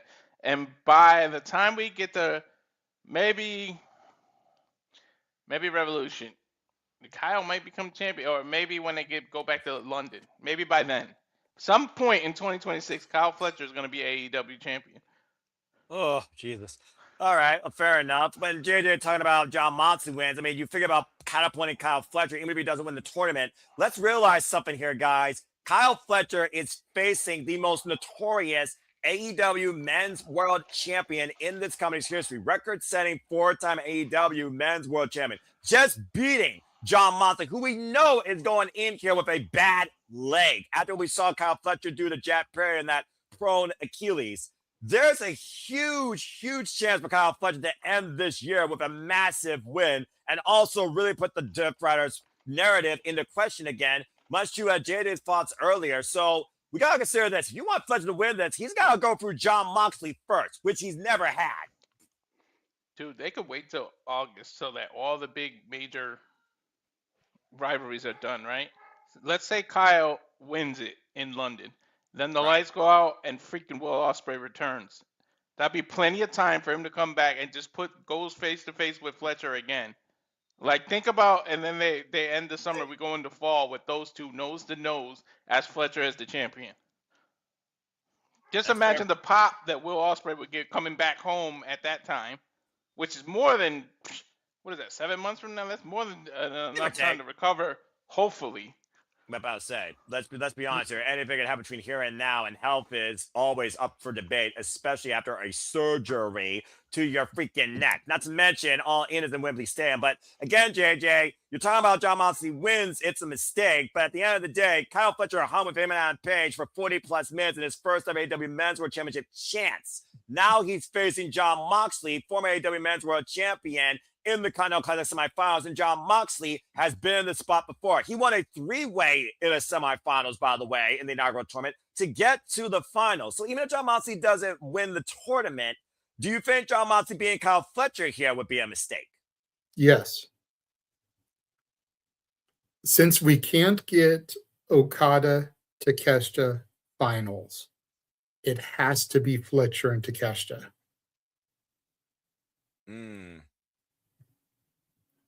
All right.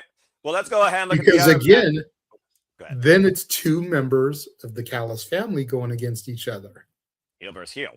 There's been a lot of focus on Okada and Takeshita in the storyline. There's been very little focus on Fletcher, and he's just kind of coasted through. So for Fletcher to overcome Moxley and Takeshita to overcome Okada, and then you've got a Callis family semifinal and final. First of all, what does that say for the Callis family? Good Lord. As much as everybody wants to hate on them, almost worse than the Death Riders. What does that say for the Callis family? You had a Callis family semi and final match. And then if Takeshita falls to Fletcher because the family betrays him after getting past Okada, nobody's really sad because Fletcher's getting his flowers. And the Protostar was basically recruit number 2 behind Takeshita. That's true. So for them to be the finals against each other almost is poetic. Okay. But let's go ahead and look at Jon Moxley here real quick, though. Jon Moxley, like you said, he keeps talking about how he's trying to outrun today to make it to tomorrow. This man has literally survived his last 3 matches on a bad left leg. But when you think he's vulnerable, he's won. Jon Moxley, again, has been the Death Rider, guiding this campaign of violence to make AEW better, work harder, don't be complacent, don't take this as a game, don't take this as a joke. And you look at the 4 men here in the semifinals at World's End. Not only did they earn it, these are 4 of the hardest working men in AEW, period. So what does it mean for Jon Moxley? How important is it for Jon Moxley? Thinking about not the scenario that could be bad for your outlook at the tournament. What does it mean for Jon Moxley to push through and try and win this? And what happens if he doesn't? I think Moxley feels that he has to win to kind of, I don't want to say reclaim or solidify, because I don't really feel like he's fully lost control, but I'm going to use those terms here because I can't really think of anything better. That's fair. Like he almost has to, he feels he has to win because he may feel internally that his grip on the Death Riders has been slipping ever since he lost the title to Hangman at All In Texas. And I think Mox internally almost feels that he has to win this to prove that he's not weak to Marina, Garcia, and Wheeler, and especially to Claudio and Pac. Think of it Loves- like a pride of lions. Mox is that lion that's got to show that he's still the leader of the pack before someone can come. And some young lion comes and takes his spot and then takes over the pride. That's fair. And again, Claudio and Pac were both in the Continental Classic, and tonight it was their undoing. Pac, of course, and Kevin Knight, who went to a 20-minute draw and only got 1 point, while Claudio, again, he got his jaw jacked by Roderick Strong, and that was his undoing. And your Christmas miracle for the Messiah of the Backbreaker to not end this thing completely goose egg. I also just want to give a shout out quick to everybody that performed the Continental Classic. A hell of a tournament brought by all. Darby Allin, again, wish him best of recovery. Now we know Darby Allin's going to take on Gabe Kidd. Lord help both those men. Let's just go ahead and remind people what the final scores were again. Kazuchika Okada beat Speedball Mike Bailey, ended with 9. Speedball ended with 6. Kyle Fletcher was able to ascend to the block 2-9, as of course, Kyle Fletcher was the runner-up in his block. Kevin Knight ended at 7, along with Pac, who also ended at 7 after they went to a draw. And Jungle Bat Prairie, of course, ended tonight at 0. While Konosuke Takeshita, supreme master of round-robin tournaments this year, it seems, near perfect run with 13 points. Claudio Castagnoli again got jacked in the jar, ended at 7, while John Moxley cemented his second-place spot at 9 points. Again, Kyle Fletcher was the top of the Gold League. He had the tiebreaker. John Moxley was the runner-up. Konosuke Takeshita was top of the Blue League. Kazuchika Okada was the runner-up. Roderick Strong, of course, ended with 3. Máscara Dorada ended at 6. And Fletcher Insurance Cassidy also ended at 6. But a hell of a tournament brought by everybody. As top seed Konosuke Takeshita takes on runner-up Kazuchika Okada. And, of course, top seed Kyle Fletcher takes on runner-up John Moxley. Again, folks, those two matches will culminate in determining our finals for this year's winner of the Continental Classic at AEW World's End this Saturday, exclusively on pay-per-view. If you're a professional wrestling fan, even if you can't buy a pay-per-view, damn it, we're fucking covering it. You don't want to miss what the outcome is, as it sets up so much for 2026. Will Kyle Fletcher be AEW Men's World Champion? Will John Moxley be suffocated and written off out of the Death Riders as far as we know? Will Kazuchika Okada or Konosuke Takeshita go into next week with momentum ahead of Wrestle Kingdom 20 in the Tokyo Dome, where one defends the IWGP Worldwide Championship, the other looks to end a man's career in his retirement match against his greatest rival? And so much more to come at AEW World's End. But what has been your thoughts on the Continental Classic? What are your predictions on these semifinals? Do you have a winner picked out? Do you have a dream final that you want to see? Do you believe you know what the final is going to be? We'd love to know your thoughts on the X, in the chat, or in the comments down below as we conclude. Again, stay tuned with Cindy predicting AEW Worlds, and it'll be tomorrow night, 10:30 p.m. Eastern Standard Time, Friday Night Live. Me and a gaggle of fools and friends and all elite fans simply predicting the final period of the calendar year. The forum will be live some point later on Friday. I'll be sure to send it to you both prior, of course. And again, we'll be back Saturday covering AEW World's End. It sounds like at least me and Walter stay tuned to see who else might join the fray. Might be special change out during matches. I don't know, because again, I sure as fucking calling this pay-per-view. And thank you, by the way, to those that follow me, Walter, JJ, even Nick with his madness during our entire coverage of the Continental Classic campaign. Honestly, if this becomes an annual tradition, I am all in on it, because I've had a hell of a fun time along this unpredictable ride, and I can't wait to see how it concludes. But for now, I think we'll bid everybody a fine adieu. Thank you for tuning into this first ever All Elite post show, by the way. Would you like to see more of these simple post shows following special calls, whether it's pay-per-views, tournaments, or other things that we do? Let us know in the comments down below. We are here for you because, again, you guys allowed the passion to continue to persist and pursue. But that being said, I've said more than enough, so I'm going to bid y'all now a fine adieu. We're not going to plug like maniacs because we already did that. So now this is truly where my stick comes in. For the Renegade Wrestling JJ Williams, the living embodiment of Christmas spirit, for the Renegade, for Mr. Reliable Walter Cruz, for all of you, I'm the Superman Noah Foster, reminding all of you to make a positive impact in life. Merry Christmas to all as it's about to conclude. And until next time, have a good night. One of you cut the fucking feed.